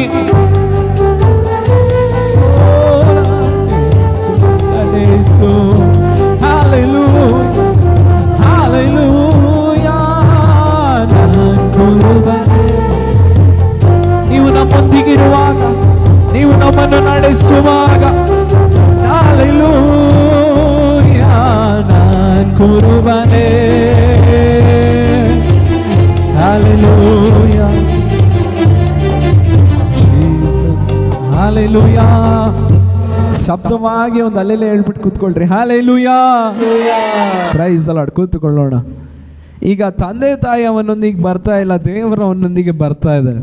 ದೇವರು ಅವನೊಂದಿಗೆ ಬರುವಾಗ ಅವನು ಬರಿಗೋಲಾಗಿ ಅವನು ಹೋಗ್ತಾ ಇದ್ದಾನೆ. ಪ್ರೈಸಲ್ಲಿ ಹೋಗುವಾಗ ಬರಿಗೋಲಾಗಿ ಹೋಗ್ತಾ ಇದ್ದಾನೆ. ಆದರೆ ಕೊನೆಯಲ್ಲಿ ಒಂದು ಮಾತನ್ನು ಹೇಳ್ತಾ ಇದ್ದಾನೆ. ಏನಂತ ಹೇಳ್ತಾ ಇದ್ದಾನೆ? ಆದಿಕಾಂಡ 30ನೇ ಅಧ್ಯಾಯ ಅದರಲ್ಲಿ 43ನೇ ವಾಕ್ಯವನ್ನು ಓದ್ರಿ. ಯಾಕೋಬನು ಬಹಳ ಸಂಪತ್ತುಳ್ಳವನಾದನು, ಅವನಿಗೆ ದೊಡ್ಡ ದೊಡ್ಡ ಹಿಂಡುಗಳಾಗಿ ದಾಸದಾಸಿಯರು ಒಂಟೆಕತ್ತೆಗಳು ಹೇರಳವಾಗಿದ್ದವು. ಸಾಕು. Praise the lord, hallelujah. ಈ ವಾಕ್ಯದಲ್ಲಿ ಬರೆಯಲ್ಪಟ್ಟಿದೆ, ಅವನು ಹೋಗುವಾಗ ಬರಿಗೋಲು, ಏನನ್ನು ತಗೊಂಡೋಗಿಲ್ಲ, ಬರೀ ಒಂದು ಕೋಲನ್ನು ಹಿಡಿದುಕೊಂಡವನಾಗಿ ಹೋಗ್ತಾ ಇದ್ದಾನೆ. ವಾಕ್ಯದಲ್ಲಿ ಬರೆಯಲ್ಪಟ್ಟಿದೆ, ದೇವರು ಅವನೊಂದಿಗೆ ಇದ್ದದರಿಂದ ಅವನು ದೊಡ್ಡ ಸಂಪತ್ತುಳ್ಳವನಾಗಿ ಪ್ರೈಸ್ ದಿ ಲಾರ್ಡ್, ಅವನು ಬದಲಾದನು ಎಂಬುದಾಗಿ ವಾಕ್ಯದಲ್ಲಿ ಬರೆಯಲ್ಪಟ್ಟಿದೆ. ಹಲ್ಲೆಲೂಯಾ. ದೇವರ ಮಕ್ಕಳ ಜೀವಿತದಲ್ಲಿ ಆರಂಭವು ಅಲ್ಪವಾಗಿದ್ದರೂ ಅಂತ್ಯವನ್ನು ಸಂಪೂರ್ಣವಾಗಿ ನಡೆಸುವ ದೇವರಾಗಿದ್ದಾರೆ. ಈಗ ನಮ್ಮ ಆರಂಭವು ಅಲ್ಪವಾಗಿದ್ದರೂ ಮುಂದೆ ನಮ್ಮ ಜೀವಿತದಲ್ಲಿ, ನಮ್ಮ ಸಂತತಿಯಲ್ಲಿ ದೇವರು ಸಂಪೂರ್ಣವಾಗಿ ನಡೆಸುವ ದೇವರಾಗಿದ್ದಾರೆ. ಹೌದನವರು ಮಾತ್ರ ಕೈಗಳನ್ನು ಮೇಲೆತ್ತಿ ಹಲ್ಲೆಲೂಯಾ. ಆರಂಭವು ಅಲ್ಪವಾಗಿದ್ದರೂ ಅಂತ್ಯವು ಸಂಪೂರ್ಣವಾಗಿರುತ್ತದೆ. Praise the lord, hallelujah. ಸರಿ, ಈಗ ಆದಿಕಾಂಡ ಅದರಲ್ಲಿ 30ನೇ ಅಧ್ಯಾಯ ಅದರಲ್ಲಿ 29ನೇ ವಾಕ್ಯ ಮತ್ತು 30ನೇ ವಾಕ್ಯವನ್ನು ಓದ್ರಿ. ಅದಕ್ಕೆ ಯಾಕೋಬನು, ನಾನು ನಿನಗೆ ಮಾಡಿದ ಸೇವೆಯನ್ನು, ನನ್ನ ವಶದಲ್ಲಿ ಇದ್ದ ನಿನ್ನ ಪಶುಗಳು ಅಭಿವೃದ್ಧಿಯಾದದನ್ನು ಬಲ್ಲೆ. Praise the lord, hallelujah. ಹಿಂದೆ ಬರೆಯಲ್ಪಟ್ಟಿದೆ, ಹಿಂದಿನ ಅಧ್ಯಾಯದಲ್ಲಿ ಪ್ರೈಸ್ ದಿ ಲಾರ್ಡ್, ತಂದೆ ಅವನನ್ನ ಏನ್ ಮಾಡ್ತಾ ಇದ್ದಾರೆ? ಆಶೀರ್ವದಿಸಿ ಕಳುಹಿಸುತ್ತಾ ಇದ್ದಾರೆ. ಈಗ ಯಾರು ಕಳುಹಿಸಲ್ಪಟ್ಟನೋ ಅವನು ಹೇಳ್ತಾ ಇದ್ದಾನೆ, ನನ್ನ ಮೂಲಕ ಬೇರೆಯವರಿಗೆ ಏನಾಯ್ತು? ಆಶೀರ್ವಾದವಾಯಿತು. ಯಾರು ಕಳುಹಿಸಲ್ಪಡುತ್ತಾರೋ, ದೇವರ ವಾಕ್ಯವನ್ನು ಹೊಂದಿ ಕಳುಹಿಸಲ್ಪಡುತ್ತಾರೋ ಅವರು ಬೇರೆಯವರಿಗೆ ಆಶೀರ್ವಾದವಾಗಿರುತ್ತಾರೆ. ಯೋಸೇಫನು ಕಳುಹಿಸಲ್ಪಟ್ಟನು, ಅವನ ಸಹೋದರರಿಗೆ ಅವನು ಆಶೀರ್ವಾದವಾಗಿದ್ದನು. Price the lord. ದೇವರು 12 ಶಿಷ್ಯರನ್ನು ಆಶೀರ್ವದಿಸಿ ಈ ಲೋಕದ ಕಟ್ಟ ಕಡೆಗೆ ಹೋಗಿ ಸುವಾರ್ತೆಯನ್ನು ಸಾರಿರಿ, ಸಮಾರ್ಯದಲ್ಲಿಯೂ ಯೂದಾಯದಲ್ಲಿಯೂ ಸಾಕ್ಷಿಯಾಗಿರ್ರಿ ಎಂಬುದಾಗಿ ಕಳುಹಿಸಿದರು. ಆ ಶಿಷ್ಯರು ಲೋಕಕ್ಕೆ ಬೆಳಕಾಗಿದ್ದರು, ಆಶೀರ್ವಾದವಾಗಿದ್ದರು. ನಾವು ದೇವರ ವಾಕ್ಯವನ್ನು ಹೊಂದಿ ಲೋಕದಲ್ಲಿ ಕಳುಹಿಸಲ್ಪಡುವಾಗ, ಉಪವಾಸ ಪ್ರಾರ್ಥನೆಯಲ್ಲಿ ದೇವರ ವಾಕ್ಯವನ್ನು ಹೊಂದಿ ನಾವು ಕಳುಹಿಸಲ್ಪಡುವಾಗ, ನನಗೆ ಆಶೀರ್ವಾದವಾಯಿತು ಎಂಬುದಾಗಿ ಅಲ್ಲ, ನನ್ನ ಮೂಲಕ ಅನೇಕರಿಗೆ ಆಶೀರ್ವಾದವಾಯಿತು ಎಂಬುದಾಗಿ ಹೇಳುವ ಕೃಪೆಯನ್ನು ದೇವರು ಅನುಗ್ರಹಿಸುವವರಾಗಿದ್ದಾರೆ. ಹೌದನವರು ಮಾತ್ರ ಕೈಗಳನ್ನು ಮೇಲೆತ್ತಿ ಹಲ್ಲೆಲೂಯಾ. Praise the lord. 2 ಪ್ರಾಯಗಳನ್ನು ನೋಡಿದ್ವಿ. ಮೊದಲನೆಯದಾಗಿ, ಎರಡನೆಯದಾಗಿ ಯವನ ಪ್ರಾಯ. Praise the lord. ಈಗ ವಯಸ್ಸಾದ ಒಂದು ಪ್ರಾಯ ಇದೆ ಅಲ್ವಾ, ಅದನ್ನು ನೋಡ್ಬಿಟ್ಟು ಪ್ರೈಸ್ ದಿ ಲಾರ್ಡ್ ನಾವು ಮುಗಿಸೋಣ. ಆದಿಕಾಂಡ ಪುಸ್ತಕ ಅದರಲ್ಲಿ 47ನೇ ಅಧ್ಯಾಯ ಅದರಲ್ಲಿ 11ನೇ ವಾಕ್ಯ ಮತ್ತು 12ನೇ ವಾಕ್ಯವನ್ನು ಓದ್ರಿ. ಫರೋಹನ ಅಪ್ಪಣೆಯ ಮೇರೆಗೆ ಯೋಸೇಫನು ತನ್ನ ತಂದೆಗೂ ಅಣ್ಣನ ತಮ್ಮಂದಿರಿಗೂ ಐಗುಪ್ತ ದೇಶದಲ್ಲಿ ವಾಸಸ್ಥಾನವನ್ನು ನೇಮಿಸಿ ಅದರೊಳಗೆ ಉತ್ತಮವಾಗಿದ್ದ ರಾಮೇಸ್ ಪ್ರದೇಶದಲ್ಲಿ ಸ್ವಾಸ್ಥ್ಯವನ್ನು ಕೊಟ್ಟನು. ಯೋಸೇಫನು ತನ್ನ ತಂದೆಗೂ ಅಣ್ಣನ ತಮ್ಮಂದಿರಿಗೂ ತಂದೆ ಮನೆಯವರೆಲ್ಲರಿಗೂ ಅವರವರ ಕುಟುಂಬಗಳಿಗೆ ಸೇರಿದವರ ಲೆಕ್ಕದ ಪ್ರಕಾರ ಆಹಾರಕ್ಕೆ ಕೊಟ್ಟು ಅವರನ್ನು ಸಂರಕ್ಷಿಸಿದನು. ಸಾಕು. Praise the lord, hallelujah.